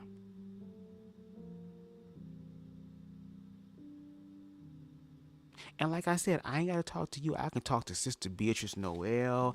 I can talk to whoever you want me to talk to. I can talk to Black Lion. I can talk to whoever it is. I just want the people to see the conversation because, again, this is for the community, right? I'm trying to create things to help put a lot of this shit to rest. Because the bullshit that y'all keep believing about queer people is helping to destroy the black community. Because you're also taking out black people. Look at Uganda. You over here clapping about niggas killing niggas. Issue with me, I'll probably remind you of that father who never gave you the righteous love. And so now you're hot in the pants for men. And so you now attach feelings to these older men who could fill the voids of what your father never gave you. And again, I'm not saying you wanted your father or that older figure, could be a stepfather, to give you. That's how I know he's ignorant. I literally have a live, and I've said it multiple times in my videos. I said, Lance, go to my YouTube channel. I have a live that I did with my parents and asking them their thought as parents of queer people, the one who's going through the shit, not the one like you who's hiding behind the fear narrative and what could be and oh my God and oh my God and oh my God. You hear about those people? No, but the ones who actually walked it out. They gave their perspectives, and if anything, it strengthened our relationship to where I can learn to appreciate my father while I have him here, because there will come a time where he will not be. And I don't want to let homophobia, and he didn't let homophobia prevent him from strengthening the bond with his children. That's what real niggas do. That's what real parents do. Because we're talking about real.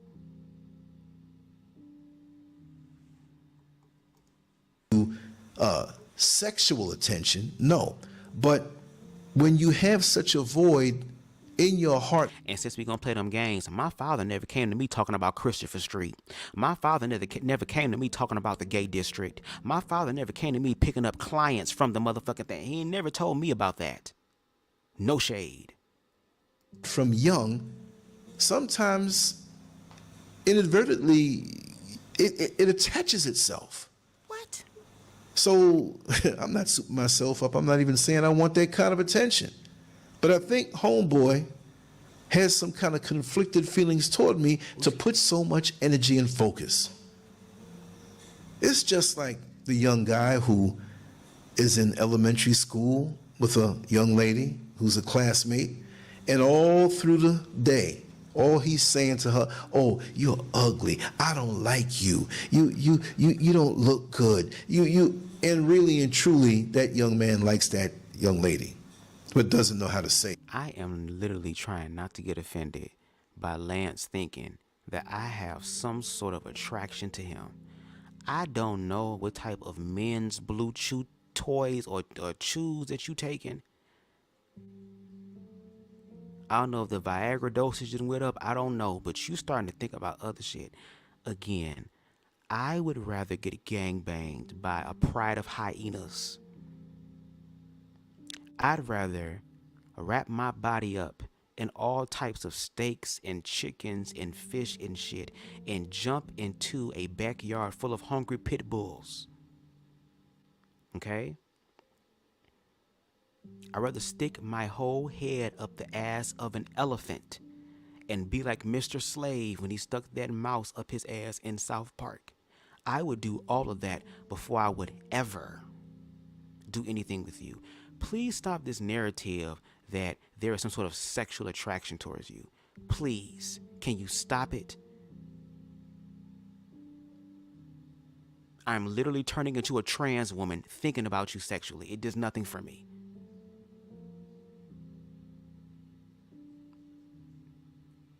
And for men to even think that, and I hate to say it, but it's always true. It's always the ones that people ain't even checking for sexually that be saying all this, keep that gay stuff away from me.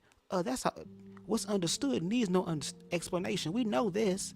We wasn't even looking your way anyway. What made you think? Don't flatter yourself too much now. Right? And when that person who is the focus of this person who has these voids, it really hurts when you hear that individual speak against what you like to do behind closed doors, when you fiddle with yourself and you fiddle with other men. Do you hear this? Now, do you hear this? You want to come on the attack because the wounds are deep. What? And they will attach those wounds from the past of the perceived rejection from their father figure or father. Let's take it really deep because I'm going to speak off of what you shared. Okay? Because I share shit too. We just see who's ignorant and who's not. I'm not ignorant. That's obvious. You're the one who always talked about when people try to come into your life, or people who are trying to connect and try to have the conversations that you want to have to actually build and extend the community of blackness and stuff like that. Trying to have those type of conversations, sir, you don't open yourself up for those things because of what has happened to you in the past. Oh, there were times where I've lent people money. There were times I let people on my platform and they ended up hurting me and they ended up whoop-de-whoop-de-whoop-de-whoop-de-whoop. I'm not saying we have to be the best of friends. I'm not saying that we have to collaborate every damn day. I'm not saying that we got to be on the phone and whoop-de-whoop-de-whoop. But if we're going to do this for the people, do this for the culture, then let's do it for the people and do it for the culture. Because what's happening is that people are talking about each other from these different tribes, these different places, as if though we are forgetting the fact that we all are under this oppressive system. So when the smart thing to do was to try to reconcile and figure out how the fuck can we work together. I'm not talking about in the way of white supremacy, which is, oh, I'll work with you as long as it benefits me only. No. We can establish the natural law of cause and effect, the law of give and receive. All queer people are saying is, allow me the opportunity and the right to be able to be who the hell I want to be. And when we look at the laws today, it isn't just about the expression of queerness and queer people walking around and doing this stuff as far as the drag queens and the pride parades, but it's a fact to where now they're trying to reverse same-sex marriage, same-sex adoption. And what be gagging me is that these people who be talking this shit literally be exposing how ignorant they are, and they feel some type of way when somebody comes through and gives them that Kamehameha on the first time. Hell yeah, because again, your commentary is dangerous to queer people. And you don't give a fuck about that. So since you don't give a fuck about how problematic and destructive your commentary is about queer people without any facts, without any receipts, then guess what? You start trading your ignorance on me, I'm going to say something about it. And when I say me, you speak generally about queer people. And 9 times out of 8, it's always negative. And again, with my commentary, my shit balanced. I, once again, gave you your props. But see, you didn't hear that part. Because again, this is just another person trying to attack LanceScurv because I'm the truth teller and all this shit. Yeah, you're the truth teller in some extent. But when it comes down to queerness, you're a bullshitter. And the queer people in the community is calling your ass out. And if you don't want to be called out, then challenge your mindset. And if not, I will continue to give commentary on you. Or shall I say the perspective that you give. Because I don't sit up here and roast you. If I was talking about you, I would literally put your face up there and just roast you for a whole hour. And it probably would be easier, and I probably would get more views. If I really wanted to get views, trust me, I know how to do that. But I care about people's mental and emotional well-being, and I understand we live in an era where people are slowly waking up to that. So yes, the numbers are low, but they will rise, just like how your numbers was low at one time and they still rose. And you have far more commentary than me, where you've been talking about other people's shit for the longest time. So now that you're on the docket, it's a problem and an issue. And now you have to pay for all of that, as they have these feelings talking about my bald head every other second. It's obvious that that's something that's an attractant for these desires, so to say, right?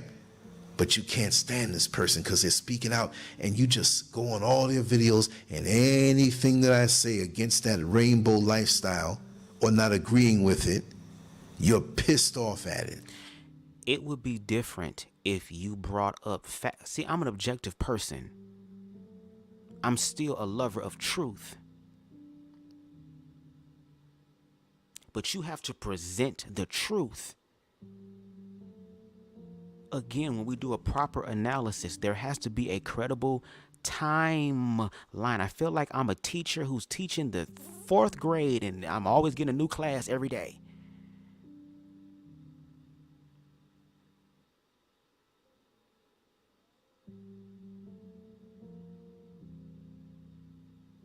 Your commentary is dangerous to queer people.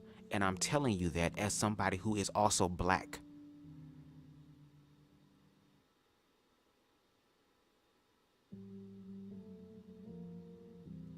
There are some people who I'm starting to understand, even in blackness, who don't want equality. They want supremacy. They want the transition of power. They want to sit in the seat of power and rule like how white supremacy did. Not understanding that if you're a motherfucking man, or if you're the head, or if you're leading, the majority of the responsibility falls on you. People want the power because of what they can do with it, not because they care about the people and want to do something right and different and make a change. And Lance, I feel like you're on the fence with that. You want to make a change, but you don't know how. You over here getting stuck in your ways. You over here starting to accept the fact that, oh, well, maybe this is what it is. Not realizing that there will always be a next generation who will be able to see farther than you and see greater than you and do better than you. That's the point. Hopefully somebody will come forth and do what I do and take it to another level. I'm not going to be jealous of that because there were people who came before me like Bayard Rustin, like Mary P. or Marsha P. Johnson. Excuse me if I mess up her name. Like James Baldwin, like Langston Hughes, and even though they was in the closet and stuff, they was still gay and y'all still knew it. But these people put their lives on the line for all of blackness and can't even enjoy the freedom of blackness without it being policed.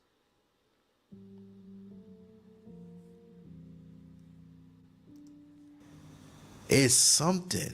Now this can be interchangeable with a straight woman who creates content and maybe a woman who likes women, right? We can flip that. This just doesn't have to be about men.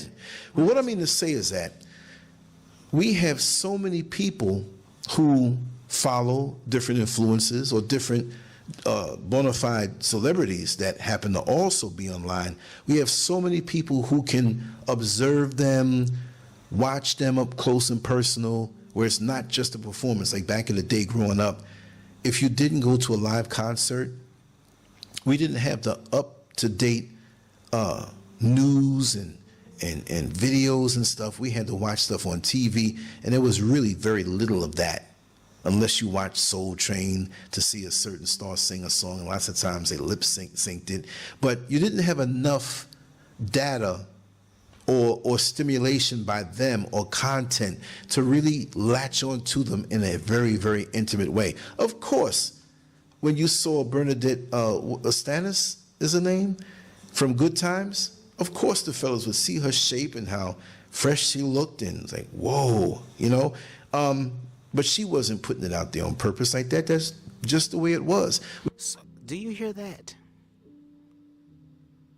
That's why this is a biased, ignorant perspective. When it comes down to what you like, it's okay for you to see it. Okay, ain't nobody telling you that you have to do gay stuff. And again, we don't want to do gay stuff with you. When I think of being turned on, LanceScurv is not even the last thing. It don't even cross my mind. I don't even think about that. It will fuck up my experience. No shade to him, because again, he married, and I thank God that you married. I hope one day that I can attract a partner and experience what my parents have and what my grandparents had.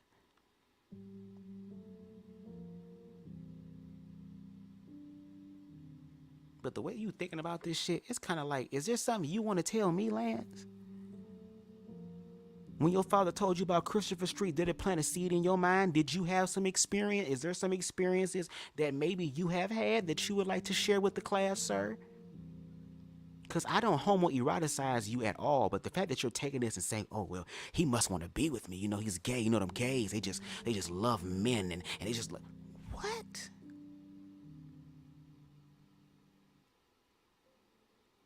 I am gagging. But again, that's why I do my live. It don't have to be 5,000 people watching my shit. All it takes is for one college student who is doing a project about queer-phobia in the black community. All they gotta do is come across my content, and I literally lay out examples for them to use.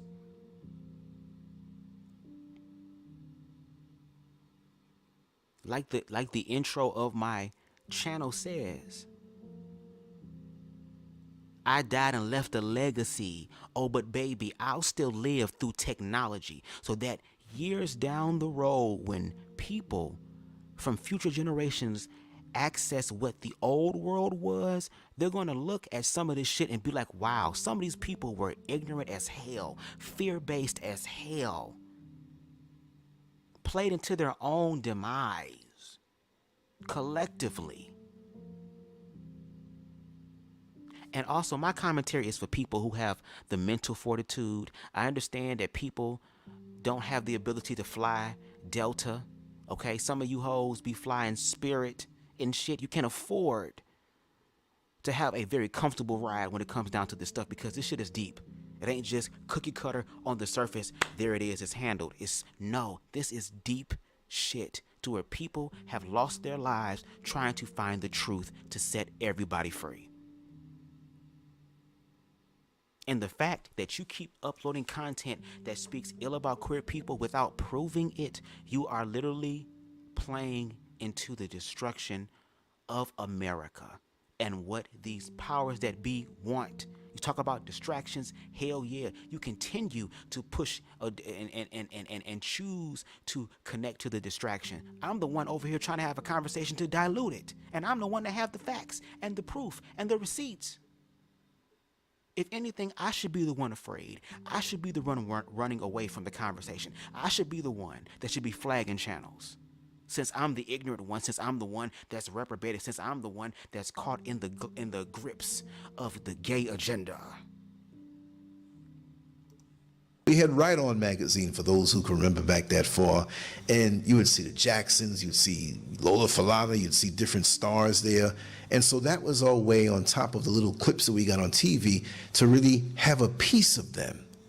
But now it's so much different, because you don't have to be a celebrity to be on YouTube to have a huge following and influence. That's true. And so just like when you go fishing and you throw out a net and you pull that net in, like when you're in a boat way out in the water and you pull the net in, you're always going to pull in some crabs. Yeah. So individuals like this are the crabs that come in because they want to be aggressive at you, take out the pain of their voids on you because you remind them of someone in their life that disappointed them or hurt them or violated them. Wow. Because when you don't know a person and they don't agree with your viewpoints and your lifestyle, leave them alone. But that's the thing. Y'all don't leave us alone.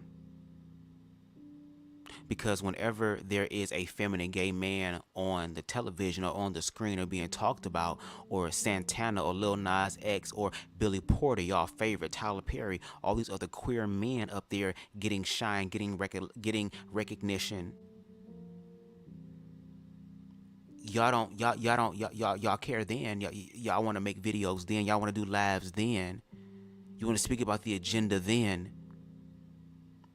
And again, take a page out of your own book. If you want to speak about queer shit without being challenged by queer people, do it on LanceScurv.com.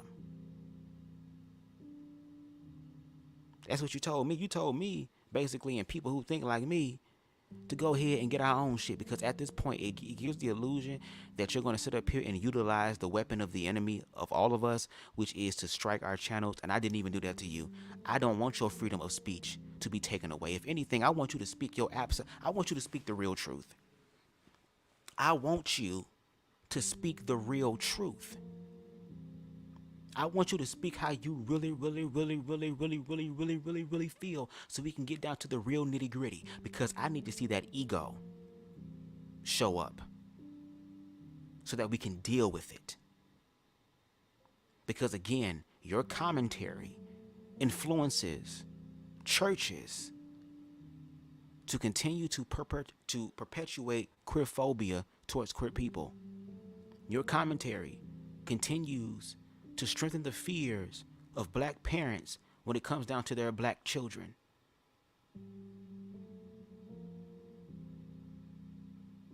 And that energy is supporting, once again, the possible imprisonment and execution of Ugandans over in Africa, and your ass over in Africa.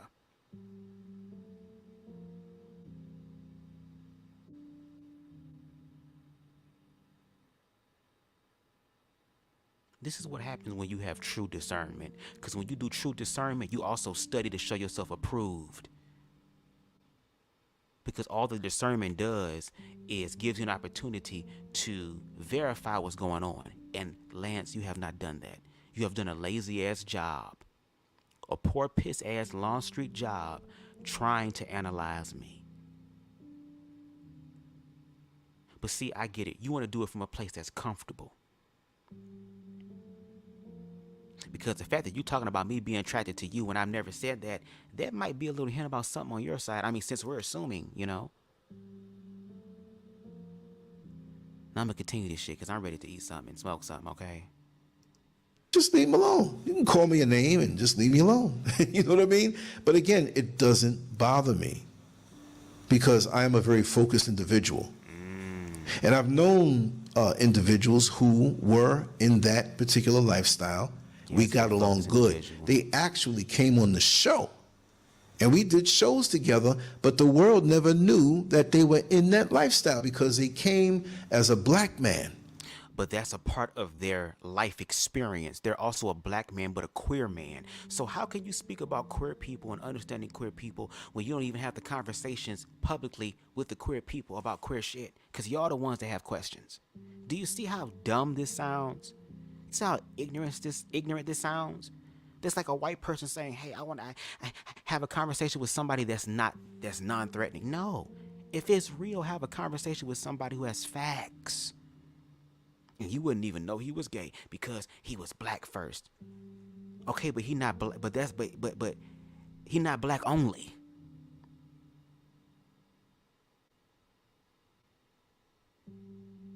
Because guess what? I'm pretty sure the black men that was on there were probably black women that wanted to see what was up with him. So eventually the sexuality is going to be discovered. Even if you don't have sex, even if you abstain from sex, if you're not around women, they're going to assume that your ass is gay. So sexuality is going to come up.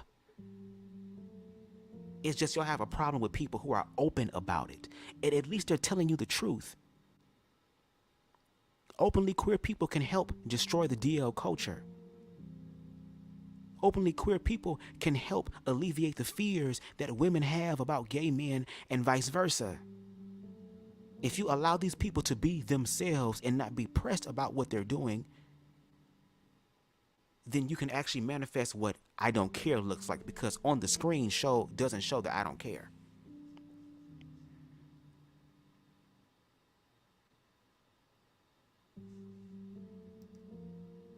And then you make this live to speak about it afterwards.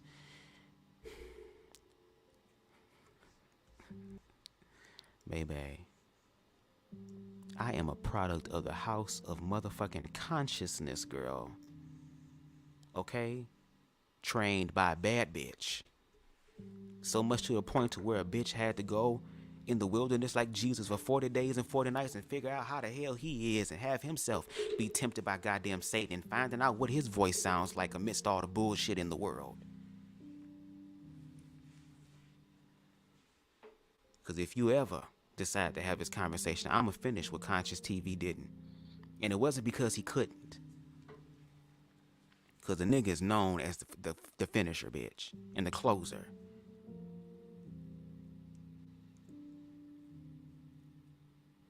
Let me shut up. So now this whole thing to dispute me and demand that I come on a show with you and give that faction of lifestyle choices a platform. You got a platform. Why don't you use it? I do use my platform. And on top of that, matter of fact, nigga, we ain't even got to do it on yours. You can come to my platform. Any of your people, I mean, the invitation is extended either way. We can go to your house, we can come to my house, I can find somebody, and we can find somebody new. I don't care. Because ain't no fear in my heart. Regardless of whatever happens, I'm with it. You're the one operating out of fear.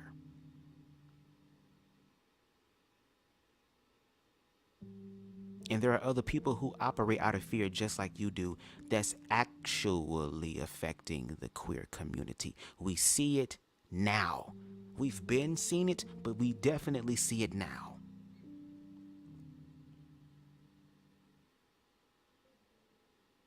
Wow.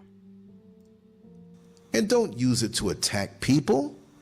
Use it to push what it is that you do, but for some reason, somebody who is not into that, you put so much time into.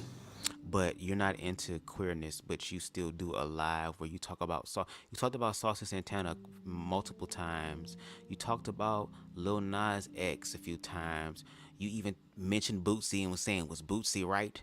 You had all these things. Whenever there was a queer thing, when you saw that there was a person who was a man who was one of the faces of Playboy magazine, all of a sudden you made a live about it and used the wrong picture when really it was Brent Rockman, I believe his name, or whatever his name is, a dude from who's Filipino, or Hawaiian, excuse me. You used another person's picture, a black person's picture, and then created the narrative. The issue is you talk about queer stuff and you try to use queerness as a caveat or a conduit for a deeper conversation, and it never does. It just speaks about your fears about queer people. Because you start asking questions. Well, what about these people? Well, if they doing this, well, what about this? But you're the ones that have the queer friends that you're close with. Why not have a conversation about their stuff publicly? Why don't you ask them the questions that you're afraid to ask someone like me? Because of the response and the accountability that comes with the response.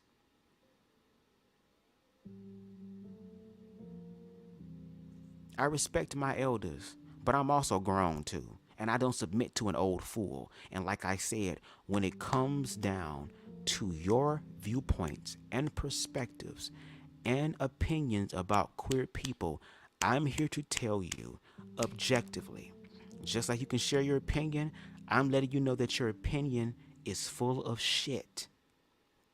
It's one thing if your opinion was just an opinion, but you speak your opinion as if though it's fact and you can't back it up. Only the truth, only facts will back it up. And there's none on your side.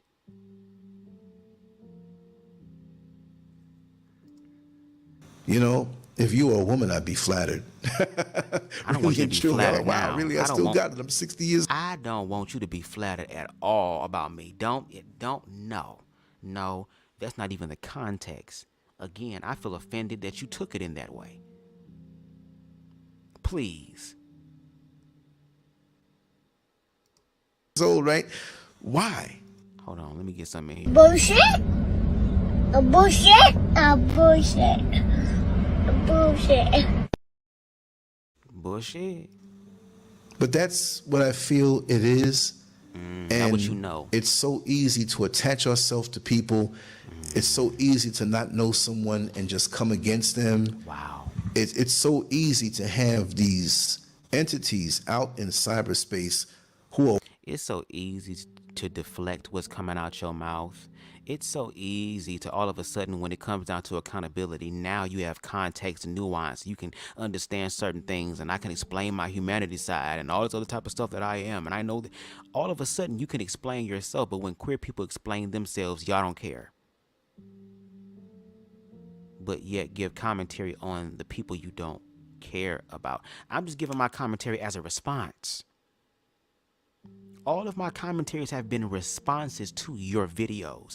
And since you're talking about being a YouTube OG and being here since 2001, don't you remember when you had the option to literally do video responses underneath the YouTube videos? You can click it and add it there. I wish they had that feature still.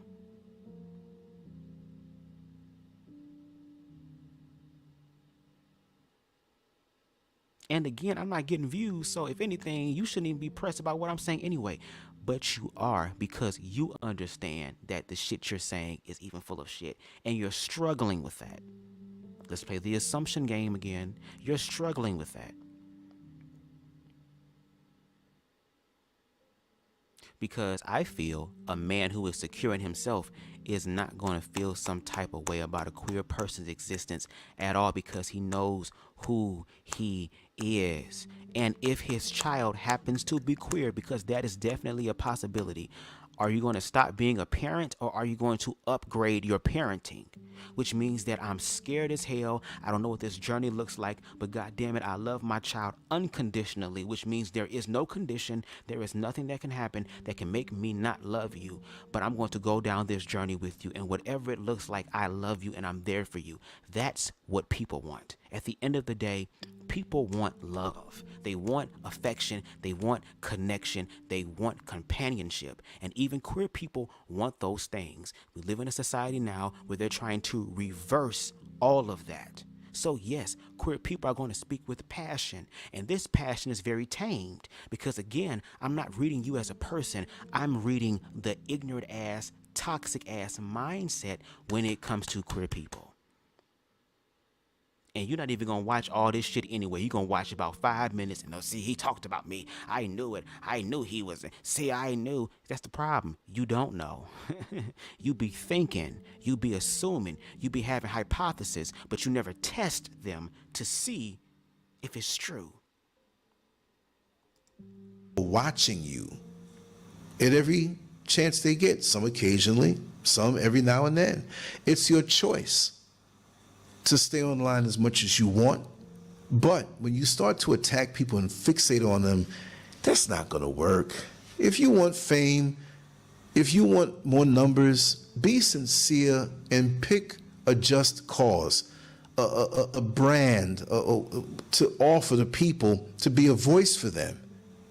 You know what I mean? You don't even watch my content to even know that.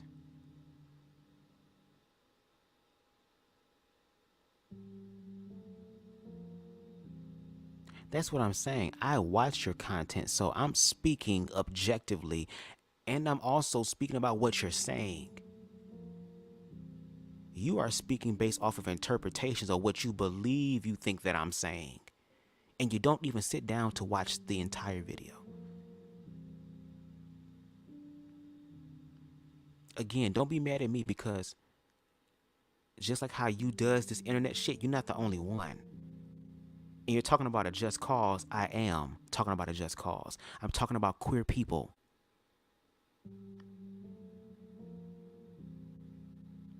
That's what I'm talking about.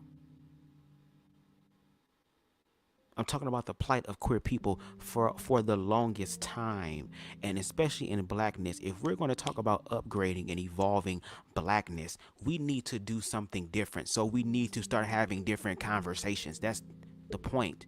We keep doing the same thing and expecting a different result. Now, you may say that I'm doing that in case of me giving commentary. That's how you personally feel and how your interpretation is. And just like your shit with the queer community, that is wrong. I'm using it again as concrete timeline to talk about how homophobia is still very much alive and present today. And the truth is going to always come out. It's queer people who are living in their truth every day. It's y'all struggling with y'all personal truths. To see a queer person rise and liberate themselves in a world that tells them that they're beneath the beneath, and they're still making a choice to rise. Sounds like jealous. Sounds like, baby, this whole, you talking about projecting, baby, you projecting your insecurities right now. No shade. Leave your personal stuff out of it unless you choose to bare your soul. But if you bare your soul, you should be feeling good because now you should be into the process of healing, which a lot of us need. Correct. See, I've always kind of sort of been the angry black man, but I can articulate my anger in a certain way. But then I know that life is short. Right, correct. And I can't spend my whole life focusing on every... Sir, I'm 32 years old. I'm not 60 yet. I haven't spent my whole life, okay? I just spent about maybe a year or so, and that's not all the time. It's be little breaks and shit. But again, it's when you talk about queer shit. So if you want me to stop giving commentary about queer shit, do like you told me. Go talk about that queer shit on your channel. I mean, on your page on LanceScurv.com. Because I'm still going to give commentary about it. No shade. Single little thing that happens when you know the very nature of the beast and the snakes that are around you. So, unless you're really, really hurting somebody, right? Or having a large agenda that I can see, I'm going to call it out always. But I'm not going to spend my life making videos at every high school principal that called an elementary school kid the N-word. Oh, see, he said it. Oh, listen, they do that. They've been doing that. They are doing that. And they will always do that. So my life is more precious than running behind them, fixating on that because we know the very nature of the beasts that pretty much control the system in America and in the world, but they don't control how I deal with it. I've chosen to do things on a broader scale because I, as a person, have so much more to offer the world than just running behind people and just reporting on stories where, and I do that a lot of times too. I'm not stopping, but my focus has shifted because I realize I have so much more to offer in leaving a legacy than just that. Looping around on the same stuff. I have grown, I have ascended, I'm deeper than just that. Wow. And that's when the beauty and appreciation of oneself really hammers in. And I love myself. Yes, I do. Many people don't. I'm not a narcissist. I'm not just caught up into myself, walking around. Ain't nobody saying all that. All I'm saying is that when it comes down to you talking about queer people, it's factually, intellectually ignorant. And not only that, it is dangerous. That's what I'm saying. It has nothing to do with you being a narcissist. It has nothing to do with all this other type of stuff that you need to deal with within yourself, because I never once said you were all those things.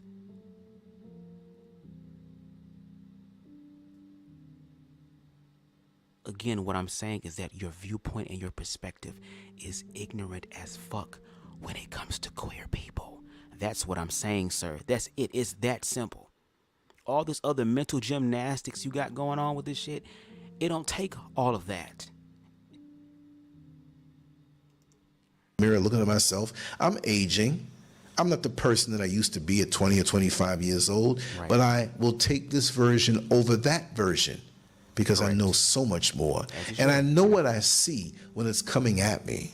And I know when a person has issues bordering on, or if not deep into, mental illness. And then when you did that mental illness live, you read some of the, that's the problem. You be talking about mental illness and then you actually do your research and it be contradicting what your original thought is. Because even when you read what mental illness was, and if I'm not mistaken, I think it was along the lines of mental illnesses are developed when people are ostracized or removed from society or from places of community, where they're being demonized and oppressed to where they can develop mental illnesses such as depression, all these other things. And I think even you said that, shit, there's some things on this list. Do I need to heal? We all are struggling from a form of mental illness. But that's why self-love is important, to liberate ourselves and not allow the opinions and perspectives of other people to keep us down. But at the same time, when you get the law involved, when powers that be get involved, when people start operating in fear, things become violent and they become destructive. And we've seen this in history. So again, the queer people like myself who are doing advocacy are literally trying to educate people. And the fact that you keep saying the same, talking about you evolved and you grown and all this stuff, but you still say the same rhetoric that was said about queer people during the 60s and 70s. Literally no change, literally no growth, literally no awareness when it comes to that. So every fear you have about queer people, you need to deal with that. Because if you didn't have a mental illness, you would learn from traveling, talking to people, having deeper conversations, observing the world around you, and you will grow. Right. When you look back on your life, no matter where you were born, who you are, the things that were important to you, and I'll push the ages back down because me being 60, I have a little more track record than somebody who's 20. But say you're 30 years old, right? Are the things that were so important to you at 15 years old still important to you? You probably don't even think about those things. But it depends on what that is. Yes, there are some things that you let go of, you grow and you transition, and that was only placed in your life to serve you at that moment. But there are still some things that grow and evolve with you over time. They don't really leave. It just sheds a layer of skin. It just sheds a layer of consciousness to where now it's a fresher, more potent thing. But that's through adaptation and evolution. And trying to stop other people's evolution shows that your ass ain't really as evolved as you would like to believe you are. And that's okay. We are all at different levels of evolution. There are people right now who are at higher levels than I am, but I still aspire to find out what the best version of BubzDaGawd is. But see, you would know that if you actually took the time out to study to show yourself approved. But of course, unfortunately, through our commentary, we realize that when it comes to queerness, you're not going to do that. Even down to this self-analysis that you have on me is nowhere spot on. Right? When you're 50, were the things that were really important to you at 20, are they important to you at 50? Certain things. Well, if you were mature and marriage-minded and wanted to start a family from young, yeah, they're still important to you. But the usual things that, I want to get this car and I got to get this outfit, it may not even, interest you. May not. Before I came out to Africa, I gave away most of my clothes. First of all, most of them, even though I lived in Florida, would have been too hot out here anyway. Because Florida is hot also, but out here is hot titty hot, okay? Yeah, Florida is real hot. hot. I'm like, damn, Satan next. So I said, okay, I'll start my wardrobe all over again when I get out there with lighter fabric. I haven't been looking to buy clothes. When I go to events, I will pick something up. I still have a couple of outfits in my, my infamous Morpheus coat, just in case I go back to a cold place. I put that lining in and I'm okay. And I still have a few slacks and things. I wouldn't have to embarrass myself. But 95% I gave away. Now, it's even hard to even think of saying, I'm going to go shopping. I throw on a clean t-shirt. I throw on some shorts. I throw on some slippers or something comfortable on my feet, and I'm good. That's not important to me anymore. The things I thought about at 25, at 60, most of it is not important anymore, right? I'm enjoying life. I realize that I've been blessed to have the time on this earth. And for all of those who fixate on people, try to get a little longevity in your life. Pray for another day, because I know I made 59. I know I made 50. I know I met 40, right? This is not to brag and say that I'm longer in my life than anybody else, because some people have lived shorter lifespans and done way more than me. I understand that. But with time being so precious, why would you waste time talking about somebody on a video that, if a nuclear bomb hit YouTube, where they have YouTube on all their videos, all these videos are gone. Okay, you acting like your videos won't be gone either. Like, what are you trying to say here? Everything you just said about this whole thing about YouTube and bombs being dropped and videos being removed, doing videos, okay, the same thing can be said to you. And on top of that, you have more, like you said, of a track record than me, so you have more to lose than I do. No shade, because I have not yet been compensated from this platform. So I'm still somewhat in my beginning stages. I'm not that far from the floor. So if I fall, I can fall, but I'll survive the fall. So the same thing can be said about you. You're just mad because now somebody is giving commentary on your commentary instead of agreeing with you. And they're trying to establish an opportunity for clarity to happen. A troll doesn't want clarity, okay? It only wants chaos. And I haven't even gave chaos. Will it matter 5 or 10 years from now? Will it pay you? People get paid on YouTube, but not as much as they try to front. Some do. Is this some need to be seen or need to be heard or to work off something that is bothering you and you just chose me?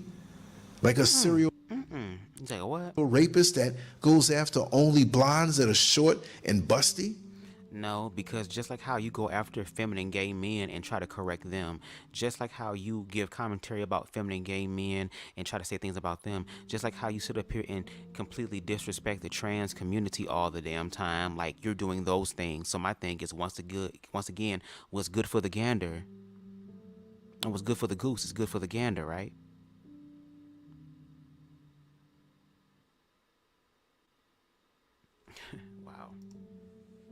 You know what I mean? That we have our types that we go after. And we have a problem with them even though we don't even know them personally, but they'll have certain traits. So I know with some of these people and this individual, my bald head is an issue because they always mention it. It's right the fuck there. Like, I have a motherfucking nigga nose, okay, and I got a big ass forehead. Okay, if somebody talk about my forehead and my nose, okay, it's right, it's there. It's there. And like I said, I started saying all this stuff when you called me BubzDaGawd. And again, I like to laugh too. You're not the only one. We both gonna be kiki and ha-ha in this motherfucker. And I know, and they'll admit it. And they'll probably get another video, no, and probably play this whole thing over again. I sure did. Get a life. Seriously. I have a life.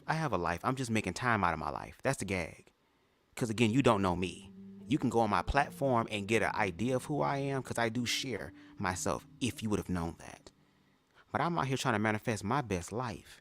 I just take time out of my life to deal with the fear-based bullshit that's going on and to inspire people to live their best life. That's what I'm doing. But see, you would know that if you actually did the research. Again, an old dog can learn a new trick. And I hope one day that when I become an old dog, God willing, I can still learn new tricks. I only want to stop when my breath stops, okay? If in your lifestyle you had somebody to spend time with, you wouldn't be making videos of me. I'm not saying I condone it, but you can't even find somebody on your same wavelength to fill up your time, right? Wow. I have so many things to do in a day, and I enjoy my day. There's always something to do. I'm retired from a particular job, but I'm not retired from life. I'm working harder now than I ever worked before in my life. That's good. And I ain't really getting no big money for it. But it's okay. That's okay. I can pursue my dreams, the things I like to do, and enjoy life. Same here. And can do what I want to do. Same here. Work on that. The economy is getting kind of tough. The American dollar is about to topple. We don't know when, but we know, we see. I grew up having to live paycheck to paycheck. I've already mastered that thing. Now I'm trying to master abundance in my life. So I'm already doing that. But again, you would know that if you did your research. So again, you're just upset because the lives that I do about you and my commentary on them hit more spot on than yours about queer people. That's the real gag. Because if that wasn't the case, I wouldn't be walking around with this shit right now. I wouldn't have 2 of my videos striked right now for hate speech. Above all things, hate speech. When all I did was give commentary and critiques to y'all commentary, and yet I still received these 2 things. So it's very interesting to me, Lance. Very interesting. Going on. Crime is up. Drug use is up.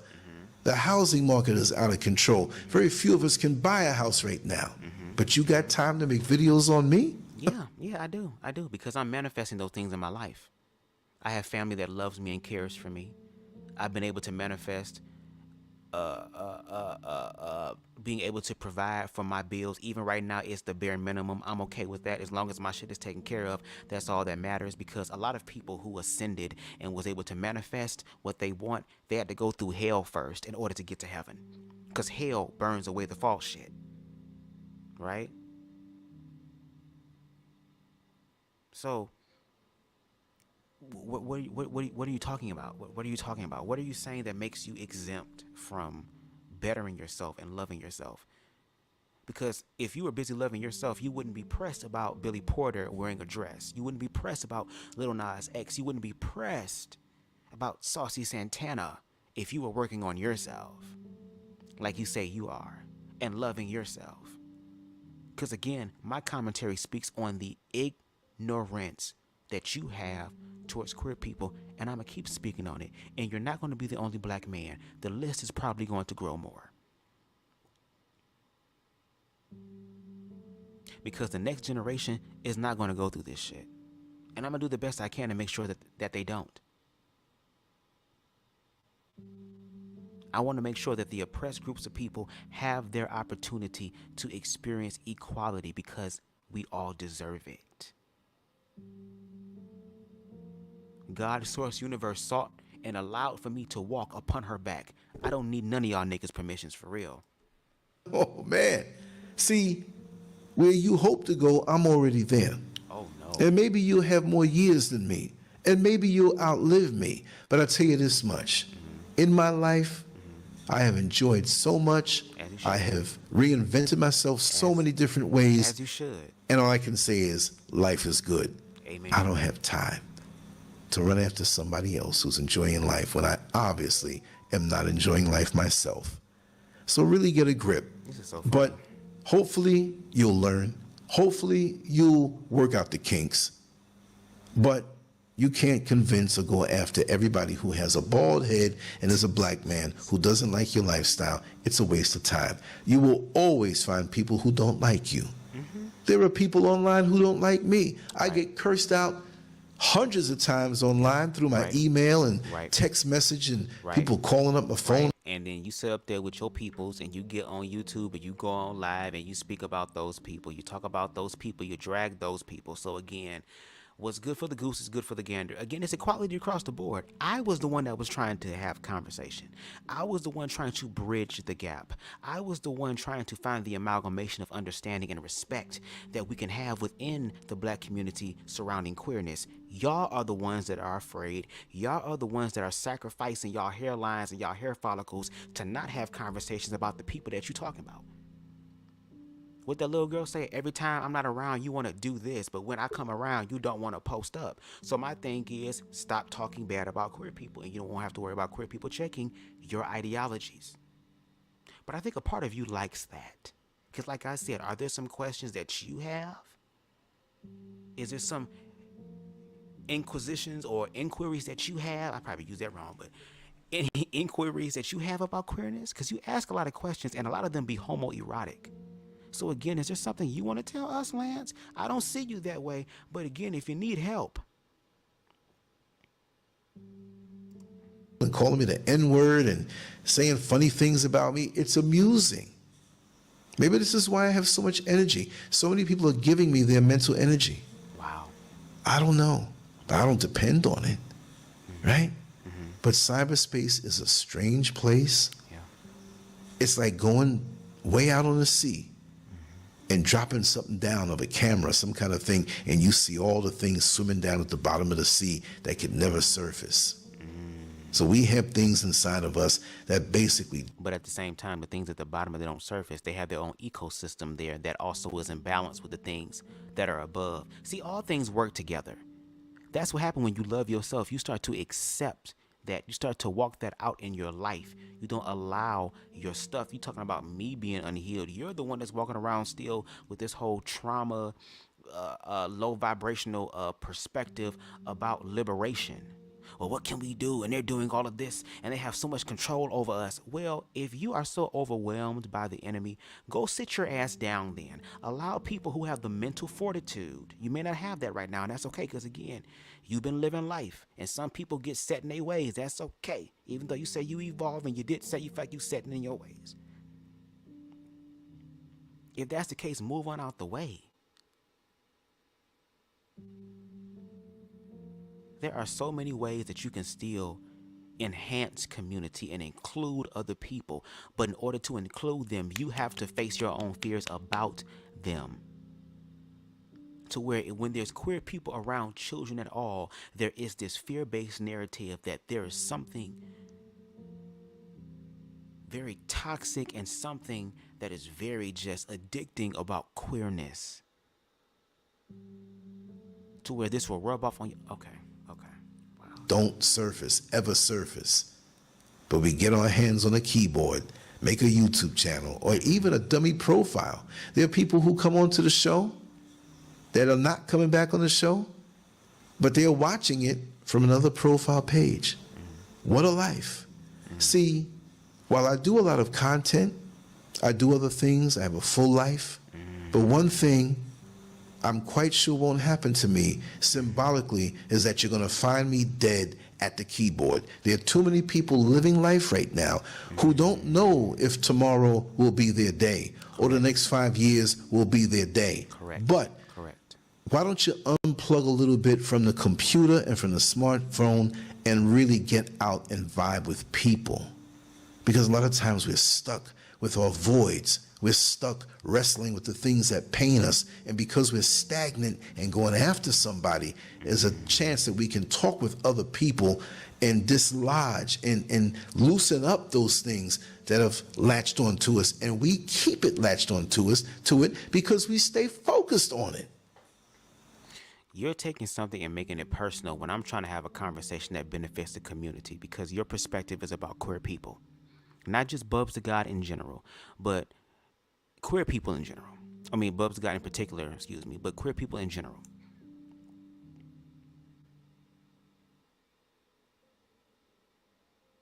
There are people who are literally trying to have a conversation, because you're talking about it and you have questions. You can't get mad or feel some type of way when you have questions and people are willing to answer your questions, but you don't like the answers. So it's like you kind of asking, what's the name of those questions? Damn, it's on the tip of my tongue. Where you ask the question, but you already know the answer. What's the name of it? It's on the tip of my tongue. You asking these...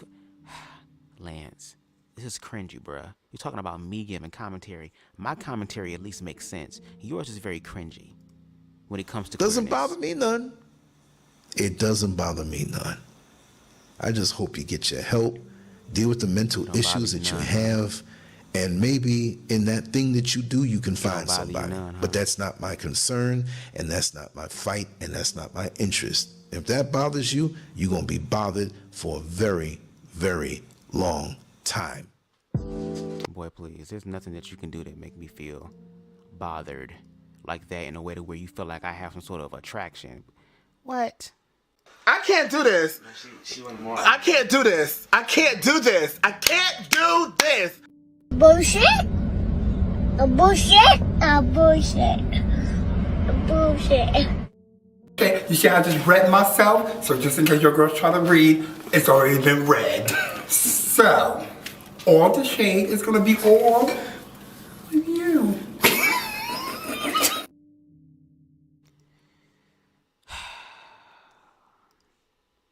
Y'all,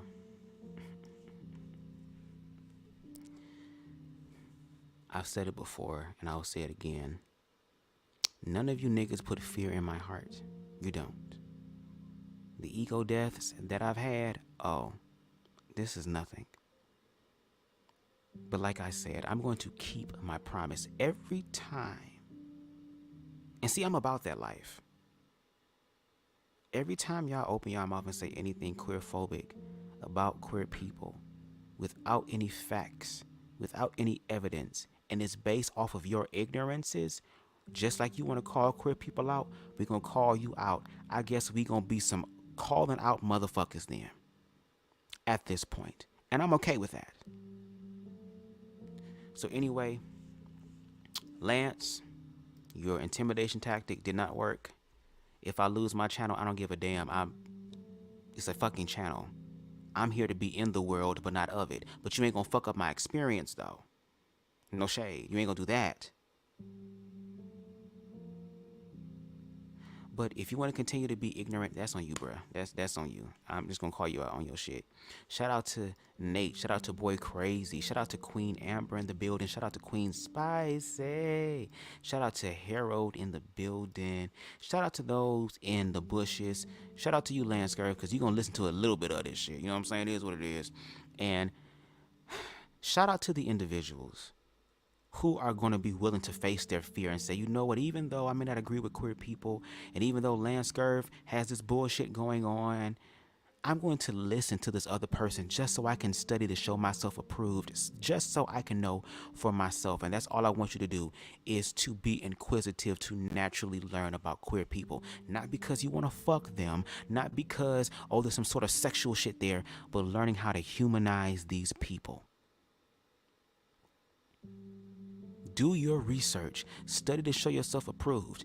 I live a life that is very comfortable, and I'm learning how to evolve that, but I also make time and take time out of my life to educate myself, which is why I get up here and speak the way that I do. and at the length that I do, and with the passion that I do, because it's the truth, and even you know that. So the day will come where your ultimate truth will come out. And then that's when we can have the conversation. Because the conversation gonna come out of this. If it ain't from you, it's gonna be from somebody else. Again, you're just a conduit. If it happens to be you, that's cool. If it doesn't happen to be you, that's also cool. Again, I'm using you as a springboard. And I give you permission to use my content. Use whatever the hell you want to use, pimpin'. Because I understand the equality. I'm not exempt from people critiquing me, and that's fine. But all I'm trying to say is let's get to the objective truth, because if we don't, we're all going to get fucked up. And if that's going to happen, then I'm going to really turn into a troll. It's the last days, so we might as well act a goddamn fool. So face your fears, Lance. That's what I want you to do. Make sure you hit that like button to help this channel grow on the algorithms. Make sure you hit that subscribe button if you're feeling the vibe, and hit that notification bell so you can stay up to date with all of my uploads. Because I go live at sporadic times. I just go in the flow. Okay? Because I have the ability and the life to do so. I know some people don't, but I'm manifesting greater. So it is what it is for me. Shit. And if you feel compelled and you want to bless financially, you can hit the CashApp. BubzDaGawd. Okay? That's if you feel compelled to. I'm about to go find me something to eat. I'm about to smoke. I'm about to go back outside on this back porch around nature like I've been doing since I've been down here since the 4th of July. Okay? And I'm going to sit out in nature and visualize my future and align myself with my best life. Gay and all. The fuck? Love never dies. Just choose to be born